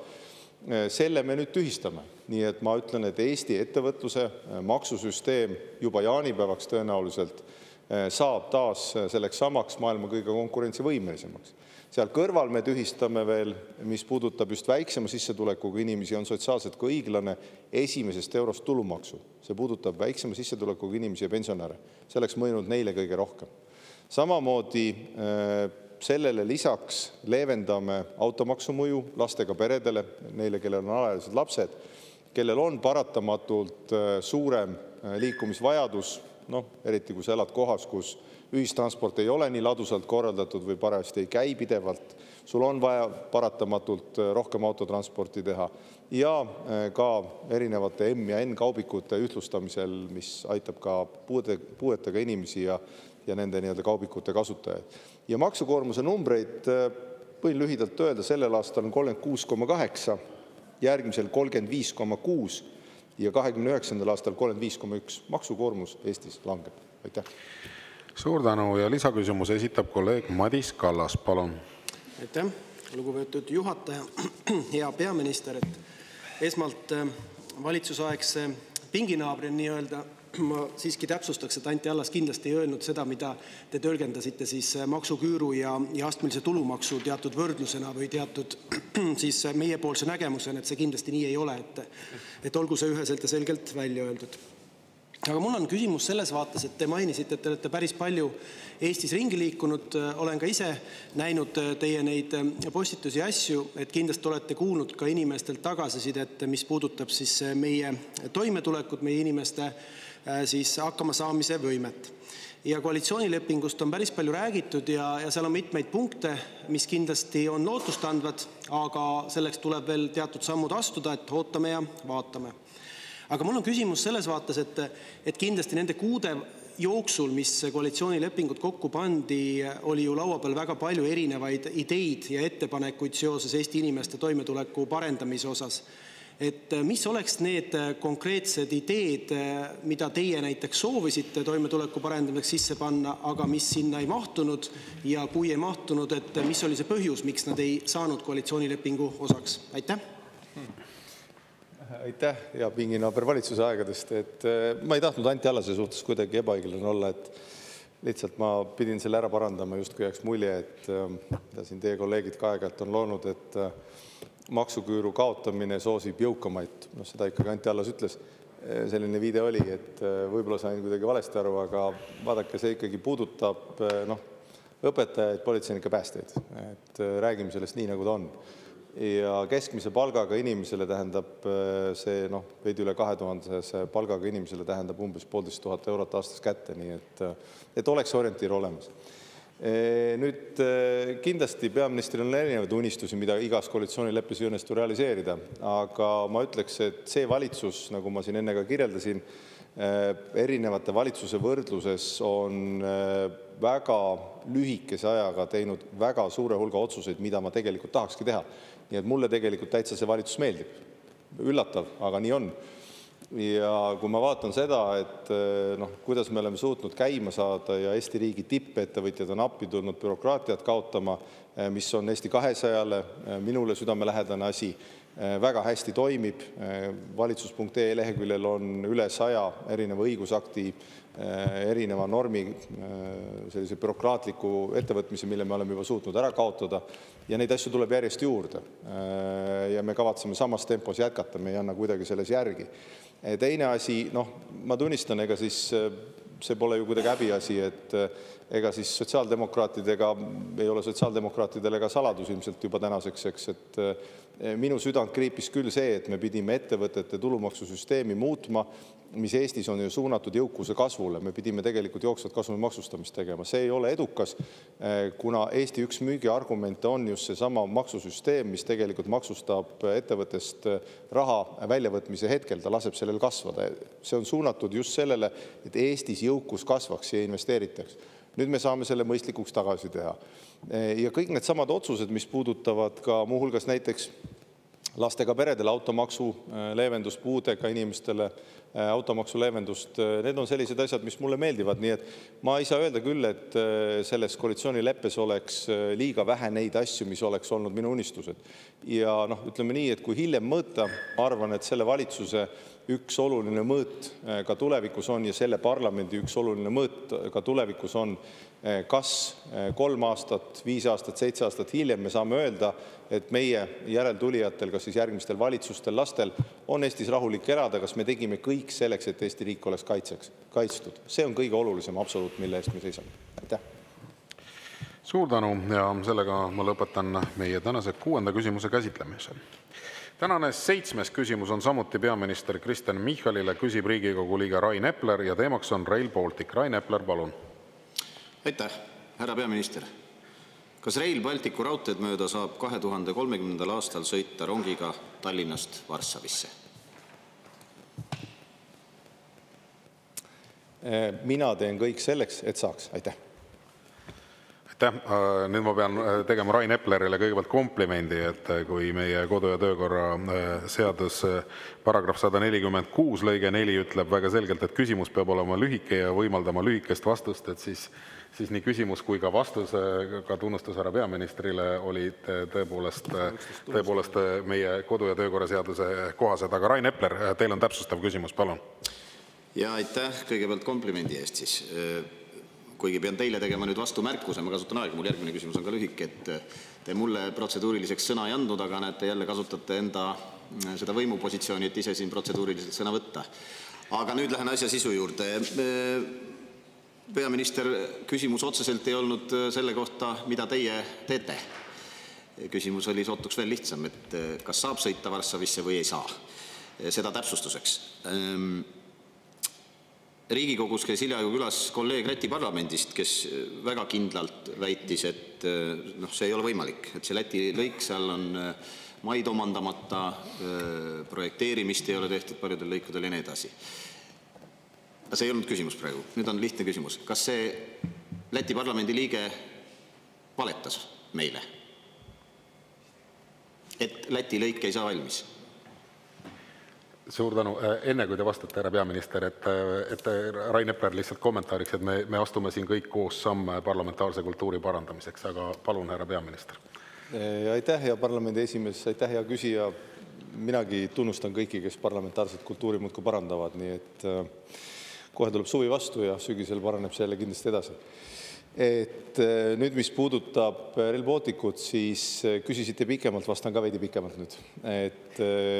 Kuna ütleme nii, et Rail Baltic on ülioluline taristuühendus, Eesti jaoks on see unistus olnud Lennart Meri ajast tegelikult, et meil oleks kvaliteetne ühendus Euroopa südamesse, ka kuuluvuse ruumilises mõttes on ülioluline, et meie kaubavahetus ei ole mitte itta, vaid põhjast lõunasse, see on soomlastel oluline, poolakatel oluline, siis nii Euroopas erinevad riigijuhid, kui võin kinnitada Eestis valitsus, peaminister, taristuminister, kõik valdkonda puudutavad ministrid ja Rail Balticus vastutavad inimesed teevad kõike selleks ära unustamata ka erasektorit, sest Eestis oleme siiski ausad, meil ei ole kombeks ennast kiita, aga me oleme Rail Balticu ehitamises küll kõige tublimad.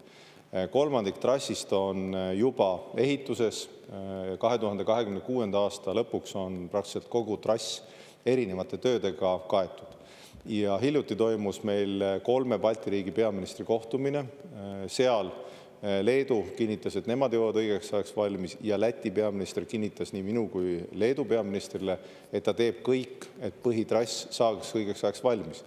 Ta möönab, et see on raske, see on keeruline, see on väga suur objekt, nõuab palju raha.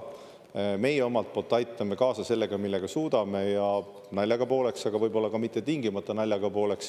Ma pakkusin, et kuna Eesti poolel me suudame seda ehitada pea 2 korda odavamalt ja oluliselt kiiremini, siis kui nad peaksid meie abi vajama selles, siis ma olen kindel Rail Balticu ettevõte, nagu eraettevõtjad on nõus seda tegema, loomulikult nende kulude ja kirjadega. Nii et veel kord kinnitan, et kõik, kes asjasse puutuvad, teevad selleks kõik, et see valmis saaks ja meie Eesti omal, mille eest me saame vastutada ehk Eesti trassi eest, selle teeme kindlasti ära. Aitäh. Suur tänu ja lisaküsimuse esitab kolleeg Andres Metsoja, palun. Ja aitäh, austatud Riigikogu esimees, austatud ministrid, ilusat Eesti lipupäeva kõigepealt. Ja tõepoolest tükk aega Eesti lipu teemaks on olnud Rail Baltic. Loodame, et ta tõepoolest õnnestub ja lõpuks saab valmis ja et inimesed sellest ka tulevikus näevad mobiilsuses suurt võitu ja mitte ainult inimesed, vaid ka ettevõtted.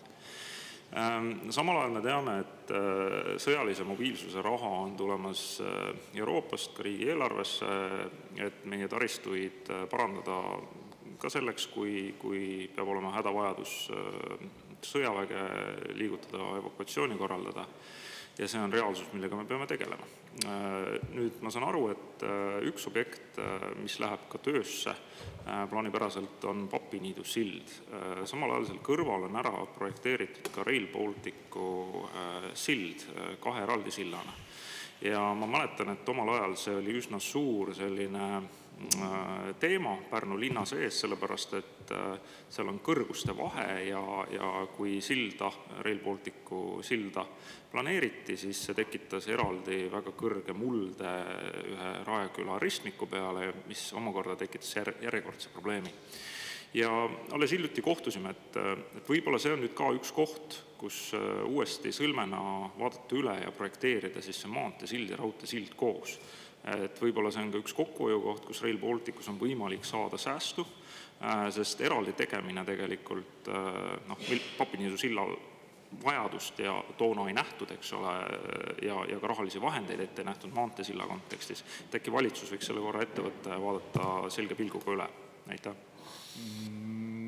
Jah, aitäh, hea küsija, et ma võtan selle mõttekäigu kaasa ja edastan asjaomastele, kes tegelevad maanteede ja sildade projekteerimisega, et valitsus, nagu te teate, teeb suured otsused, mis puudutavad ajakava, rahastust ja kõike muud konkreetselt üksikobjekte, neid otsustavad eeskätt taristu valdajad, kas siis Transpordiametis näiteks või Rail Balticus. Ma annan neile kindlasti selle edasi ja kui on hea idee, loodan, et kindlasti kasutavad, ise otsustavad. Aitäh!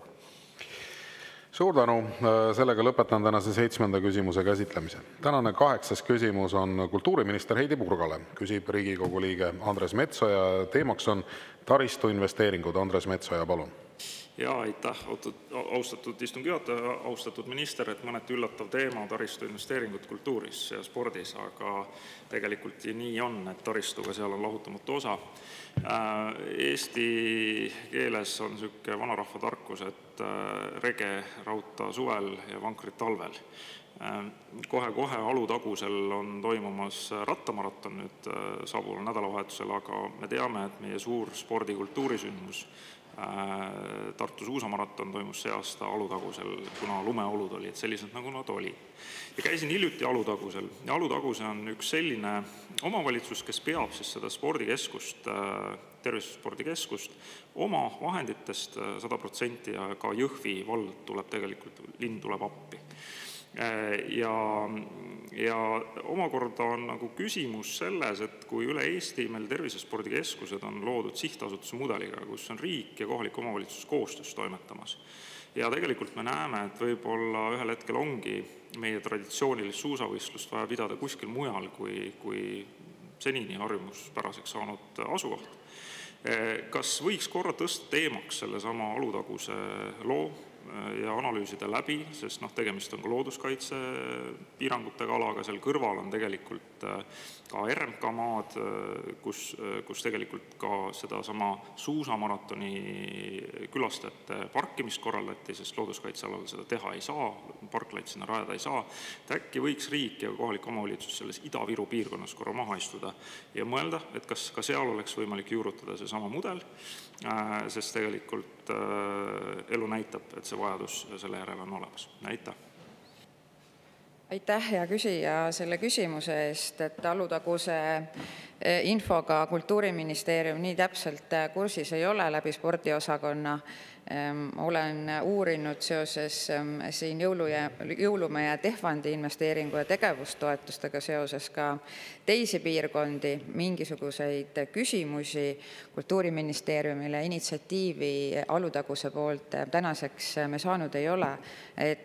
Küll aga ei tähenda see seda, et häid ettepanekuid arutada ei võiks, lihtsalt uute sihtasutuste moodustamine selles hetkeeelarve olukorras on meil äärmiselt keeruline. Kui ma vaatan siin näiteks investeeringuid Jõulumäele ja Tehvandile, ütleme, et alates aastast 2023 kuni siis käesoleva aastani, et ka need investeeringud on seoses eelarve nappuse ja selle pingelise olukorraga ka vähenenud, et on küsimus selles, et palju riik jõuab üldse sihtasutusi erinevates paikades üleval pidada ja millised on nende sihtasutuste siis ülesanded asutaja poolt.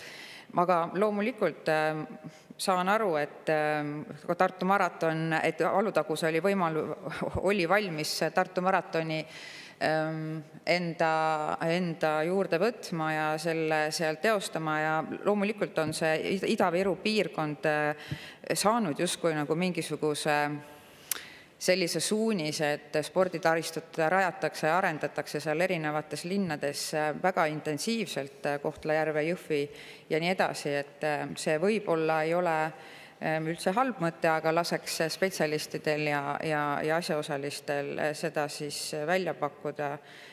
Nii et me oleme avatud, aga ma ütlen, et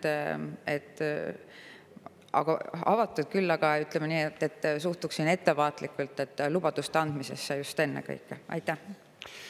Suur tänu ja Andres Metsoja, teil on täpsustav küsimus, palun. Ja aitäh! Teise küsimusega hüppaks tagasi Tartusse. Ka kultuuriteema, pikalt ettevalmistatud teema, kultuurikeskus Siuru.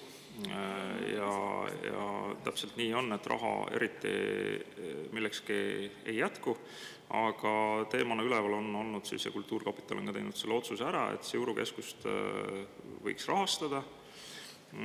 Samal ajal olen kuulnud, et Tartu linnal oma panuse panemise osas on keerukusi, kellel ei oleks täna, kõigil on rahaliselt raske. eriti kui on vaja samal ajal koolivõrku korrastada ja teha neid valikuid omavalitsuse sees. Aga mul on jäänud kõlama see, et sinna kesklinna, sellesse keskuse alla peaks tulema siis ka varjend. Ja kuskilt jäi kõrvu, et ka meie nii-öelda kaitserahastust siis täiendavast, on see sõjalise mobiilsusrahastu või mis iganes muu, on plaanitamas minda mappi Tartule siis selle varjendi ehitamisega, et saaks see Sükuga siis lõpuks valmis, et ei tea kuidapidi, et eesmärk pühendab abinõu või vastupidi. Et kas te oskate seda poolt ka kommenteerida, kas laiapindse riigikaitse rahastu on liikumas ka samm-sammult riigi kultuuriobjektidesse? Aitäh. Ja aitäh selle küsimuse eest, et see küsimus on väga kohaliku omavalitsuse spetsiifiline, ja laiapindse riigikaitse investeeringutest mulle teadaolevalt hetkel Siuru varjendi jaoks raha ei ole küsinud, aga seda peab täpsustama. Lihtsalt tuletan meelde, et kui Siuru leping sõlmiti, siis nimega Tartu Südalinna kultuurikeskuse arenduse ehituse rahastamiseks oli aasta 2022 ja sellel hetkel veel varjendiks vajadust ette ei nähtud. See vajadus on tekkinud nüüd hiljaaegu ja mis puudutab ehituse lepingut Kultuurkapitaliga, siis kulkapoolne rahastus suureneda ei saa, et seal on kokkuleppe osa suurenemises ainult selles, mis puudutab ehitushinnaindeksit, aga eraldi varjendi jaoks kulkas selle pöördumisega pöörduda ei saa, et see kas see saab olema rahastatud laiapindsest riigikaitsest või mujalt, siis Kultuuriministeeriumi haldusalasse see küsimus ei puutu ja käib väga konkreetselt siiski nagu KOV-i valdkonda, võib-olla te saate siis kohaliku omavalitsuse Tartu linna käest seda küsida täpsemalt. Ja kordan veel üle, et mulle teadaolevalt ei ole praegu laiapindsest riigikaitsest varjendiks raha planeeritud, aga võin seda täpsustada teie heaks. Aitäh. Suur tänu. Ja sellega ma lõpetan meie 8. küsimuse käsitlemise. Liigume edasi. Tänane 9. küsimus on haridus- ja teadusminister Kristina Kallasele. Küsib Riigikogu liige Vladimir Arhipov ja teemaks on haridusvõimalused kooskõlla ettevõtluse vajadustega. Vladimir Arhipov, palun. Aitäh, lugupeetud juhataja, lugupeetud minister. Aasta-aastalt investeerib Eesti riik maksumaksja raha haridussüsteemi, mis toodab tuhandeid kraadidega noori, kelle teadmised tihti ei vasta tegelikule tööturu nõudlusele. Meil on inseneride ja tehnikute puudus, aga ülikoolides tihti tulevad inimesed, kellel diplomiga pole tööandjal eriti midagi peale hakata. Kuidas te kommenteerite seda, et haridusvõrk pole siiani ettevõtluse vajadusega kooskõlla viidud ja millal tekib olukord, kus kutseharidus ja rakenduskõrgharidus on esmajärgelused, sest just need võiksid lahendada Eesti tööjõupuuduse ja annab võimaluse loobuda plaanitava uue sisserännekvoodi 4000-ni tõstmise vajadust? Aitäh! Aitäh selle küsimuse eest. Nüüd alustaks võib-olla siis kõrgharidusest. Ühesõnaga, kui ma nüüd küsimusest õigesti aru saan, et küsimus oli haridusvõrgus, küsimus on õppekavades. Selles mõttes, et ülikooli meil on eesmärk suurendada tegelikult kõrgharidusega inimeste osakaalu. See on riigi strateegiline eesmärk võetud juba 2021. aastal, riikliku strateegia Eesti 2035. Täna on kõrgharitute osakaal 43% vanusegrupis 20–34. Eesmärk on suurendada see 45%-ni ja see kasv tuleb valdavalt rakenduskõrghariduse suuna laiendamisest. Rakenduskõrghariduses on võetud suund tervisevaldkonna ja tehnoloogia valdkonna õppekavade ja õppekohtade suurendamisele.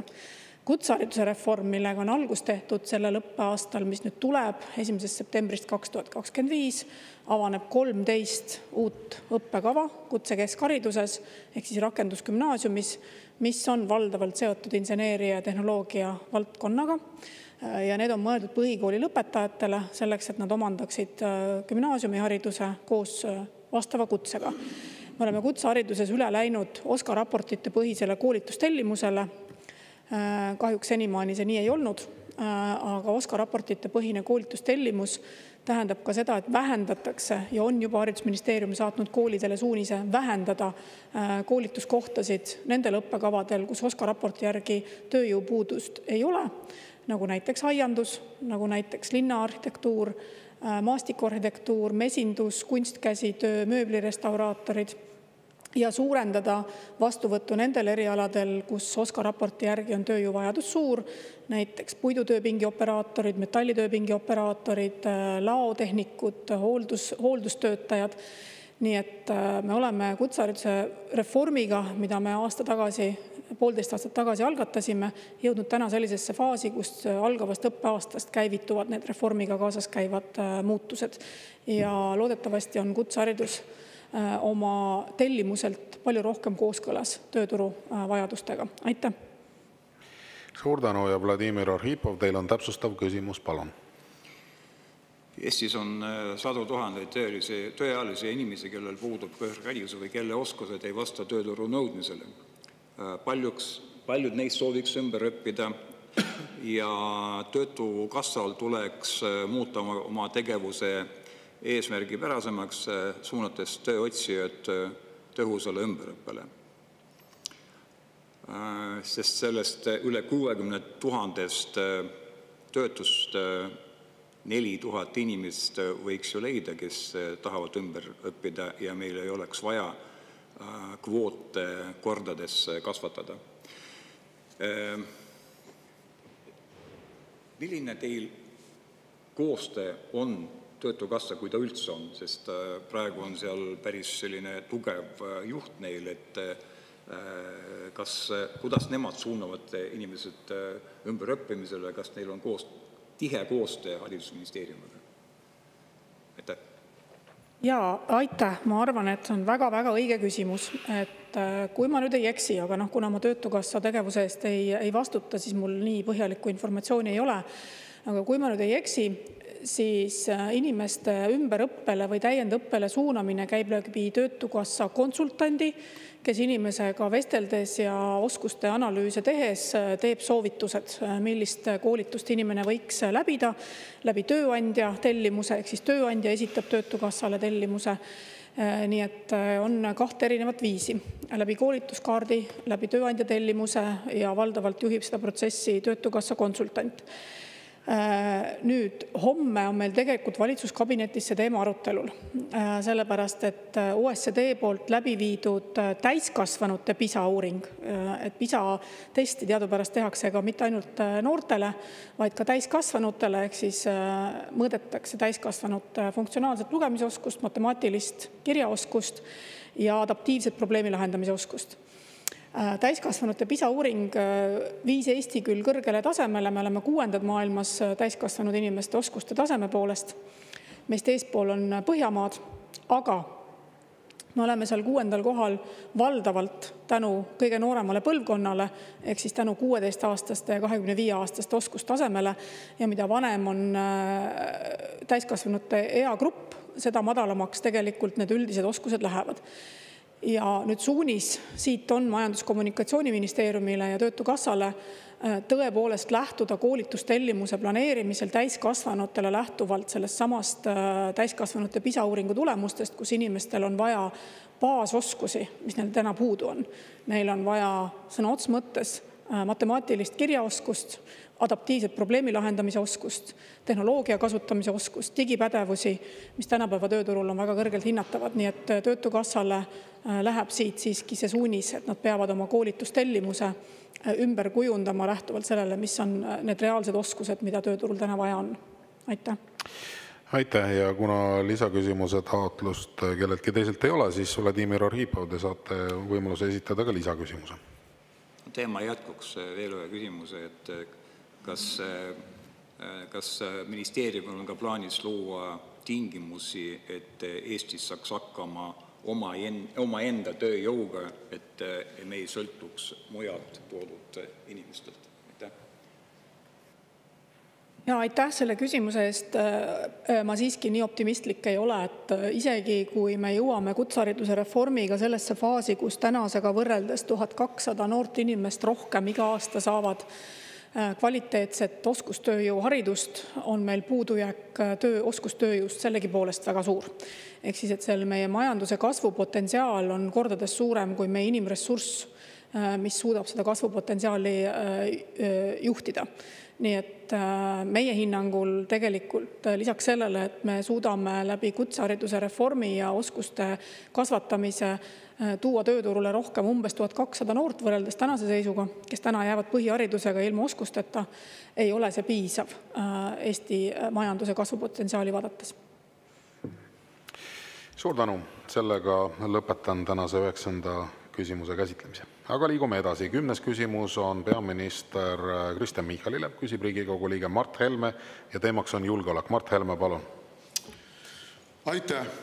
No me loeme siin ajakirjandusest ja kuuleme ka ministrite käest, näiteks härra Keldo on meil käinud siin rääkimas seda, et Eestis on väga suur tööjõuvajadus, meil on vaja spetsialiste ja neid spetsialiste tuuakse meile siis muuhulgas ka sellistest riikidest nagu Kesk-Aasias, Usbekistan ja mõned teised. Samal ajal me näeme jällegi ka seda, kuidas meil peaaegu et glorifitseeritakse ajakirjanduses seda, kui noored pered kolivad ära kusagile Hispaaniasse või kusagile veel eksootilisemasse kohta. Ja samal ajal oleme me enneolematult keerulises julgeolekulises olukorras, kus tegelikult peaks kogu meie rahvas olema ühel meelel selles suhtes, et Eestist ei minda praegu ära, see on Eesti hülgamine saatuslikul hetkel, ja et Eestisse ei lasta inimesi, kes võivad olla ohtlikud meie julgeolekule. Minu küsimus ongi nüüd, kuidas teie näete seda olukorda, et meil oma inimesed kipuvad lahkuma ja me püüame neid asendada immigrantidega meile kultuuriliselt võõrastest, aga võib-olla ka julgeolekuliselt ohtlikest piirkondadest? Aitäh. Aitäh. No ma ütleks niimoodi, et kui te vaatate kitsalt majandusprismast, nagu te vaatasite korraks, siis Eesti majandushuvi kindlasti on anda Eesti inimestele võimalikult head ja kõrged kutseoskused mis tahes alal tegutsemiseks, et oleks võimalik kõrge lisandväärtusega jõukust kasvatada nii oma ettevõttes kui ka mis tahes palgatööd tehes. Selles pole ju midagi eripärast, selle nimel kogu haridussüsteem käsikäes ettevõtlusega ka Eestis ju töötab. Seda esiteks. Teiseks, Eestisse tuuakse küll oskustööjõudu, seegi ei ole teab, mis eriline sündmus tänapäeval, et Eestis eelmisel aastal see kvoot, mis meil oli, isegi ei täitunud, majandustsükkel oli selline. Nüüd, kus majandus hakkab kasvama, majanduskasvu tsükli alguses loodetavasti, isegi kui alguses aeglasemalt, hiljem kiiremini, siis tõenäoliselt on vaja ka rohkem teatud oskustega töötajaid, keda meie haridussüsteemist ei tule. See süsteem iseenesest on kaunis lihtne, umbes 2/3 tänasest lisatööjõust või oskustööjõust tuleb meile erinevate erandite kaudu. Ja tulevikus peaks siis olema nii, et Siseministeerium tuginedes OSKA raportile, mille teeb Kutsekoda, see on väga laiapõhjaline selline organisatsioon, üle paari aastane neid raporteid teevad, saate veebist vaadata, ütleb, milliseid erialasid, milliseid töötajaid meil on juurde vaja. Kas siis teatud pingioperaatorid, teatud konstruktsioonide kokkupanijaid, keda iganes siis parajasti vaja on. Ja siis on võimalik oskustööjõudu selle klausli alusel, selle oskustööjõu erandi alusel tuua. See ei ole kuidagi lihtne ega bürokraatiavaba protseduur, nii et esimene valik ikkagi, nagu Eesti ettevõtjad ka kirjeldavad, tihtipeale on ikkagi Eestist tööjõu otsimine ja tööjõu kasutamine. Eesti inimesed saavad ikkagi kõik tööd ja mida kõrgemad, paremad oskused meie oma Eesti inimestel on, seda kiiremini me riikide konkurentsis, majanduste konkurentsis ka jõukuse poole liigume. Ja see peaks olema ju ometi kõige ühine eesmärk. Seda esiteks. Teiseks, oskustööjõud versus näiteks madalama kvalifikatsiooniga tööjõud. Loomulikult eesmärk on ikkagi pürgida selle poole ja siht seada selle poole, et me toomegi neid, kellel on spetsiifilised oskused, keda meie koolidest ei tule, ja nende taust on ka kontrollitud. Sisesüsteem suudab selle taustakontrolli läbi viia, et siia tuleksid ikkagi inimesed, kelle tausta me teame, kes tulevad siia tööd tegema konkreetse eesmärgiga. Ja kindlasti majanduses vaja minevate oskustöötajate toomine ei ole kuidagi vastuolus Eesti inimeste jõukuse kasvu või turvalisusega. Vastupidi, teatud oskuste olemasolu aitab ka meie inimestele jõukust kasvatada. Aitäh! Aitäh! Ja Mart Helme, teil on täpsustav küsimus, palun. Ja aitäh! No ma ei küsinud niivõrd tööjõu seisukohast, kui ma küsisin ikkagi julgeoleku seisukohast, sest et nii palju, kui on olnud siin kontakte ka meie julgeolekuasutuste esindajatega, nad ütlevad, et neil on protsess kontrolli alt väljumas. Nad ei suuda kontrollida kõiki neid, lausa masse ei saa öelda, aga ikkagi väga arvukaid inimesi, kes meil siin pendeldavad nii hooajaliste töölistena kui ka lepinguliste töölistena kui ka renditöölistena kui ka muuda. Et sellel on väga selge julgeolekuline aspekt, kui me räägime ka näiteks islami kogukondadest, siis islami kogukondade puhul on ju väga selgelt näha Lääne-Euroopa praktika najal, et nad moodustavad kultuuriliselt võõraid rühmitusi riigis. Nad ei integreeru, isegi kui nad keele selgeks õpivad nagu kuskil Rootsis või mujal, siis see ei tähenda veel nende integreerumist. Nad elavad paralleelmaailmades, nad korraldavad igasuguseid ekstsesse, tänavarahutusi, terroriakte. Et see on nüüd niisuguse siseturvalisuse küsimus. Aga minu küsimus oli laiem, et kuidas meil ikkagi on üldse selle niisuguse suhtumisega, kui meil noored inimesed ütlevad, et nad ei taha ennast siduda enam Eestiga ja tahavad ära minna Eestist mujale, sest seal on paremad palgad, seal on inimlikum suhtumine, seal on parem kliima. Meil tekib olukord, kus meil Eesti rahvas vahetataksegi välja. Ja need niisugused manipulatsioonid siin statistikaga, et meil on ainult nii vähe mingi kvoodi alusel tulnud, see kõik ei päeva paika. Meil lõunapiir on praktiliselt täiesti kontrollita.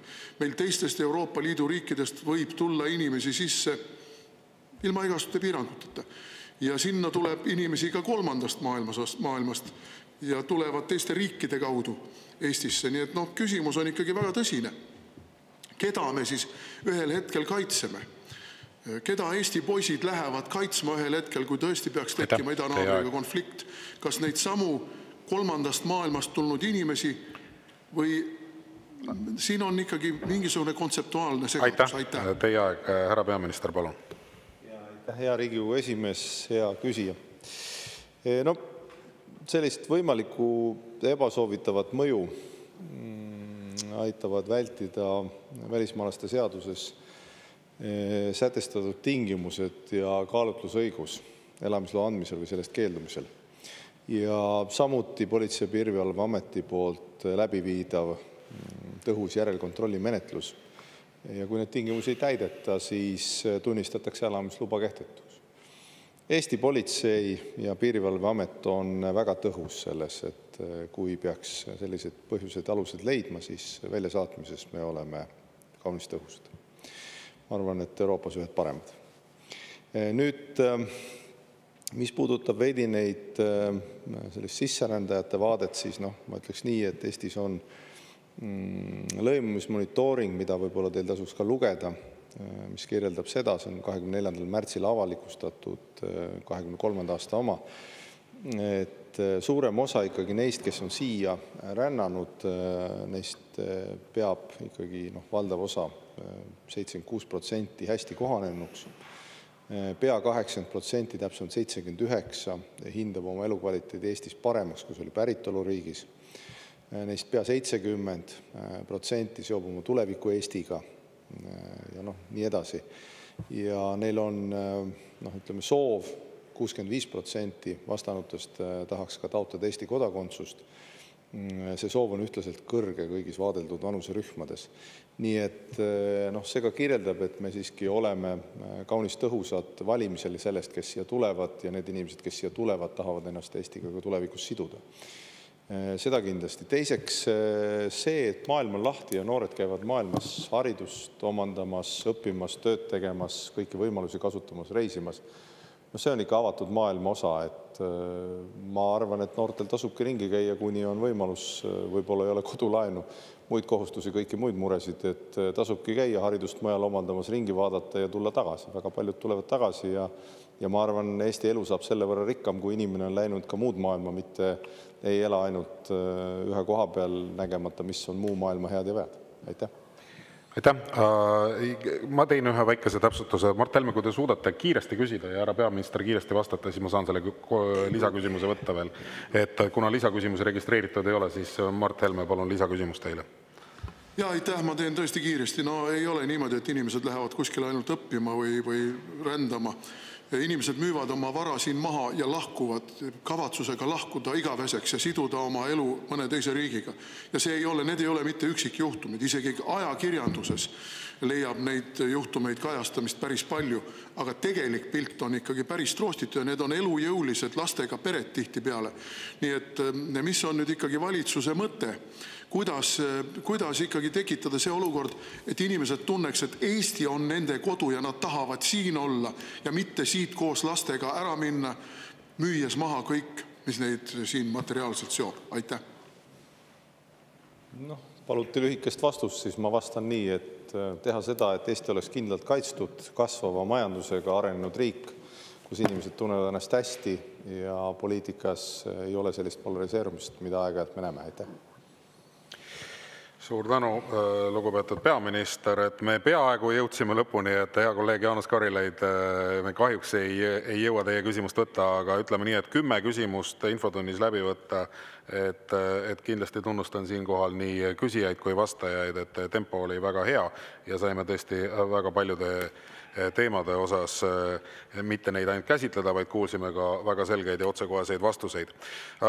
Ma tänan head kolleegid teid osalemisest ja küsimise eest ja tänan ka lugupeetud valitsuse liikmeid selles infotunnis vastuste andmise eest. Sellega on tänane infotund lõppenud ja me jätkame täpselt kell 2 algava Riigikogu täiskogu istungiga.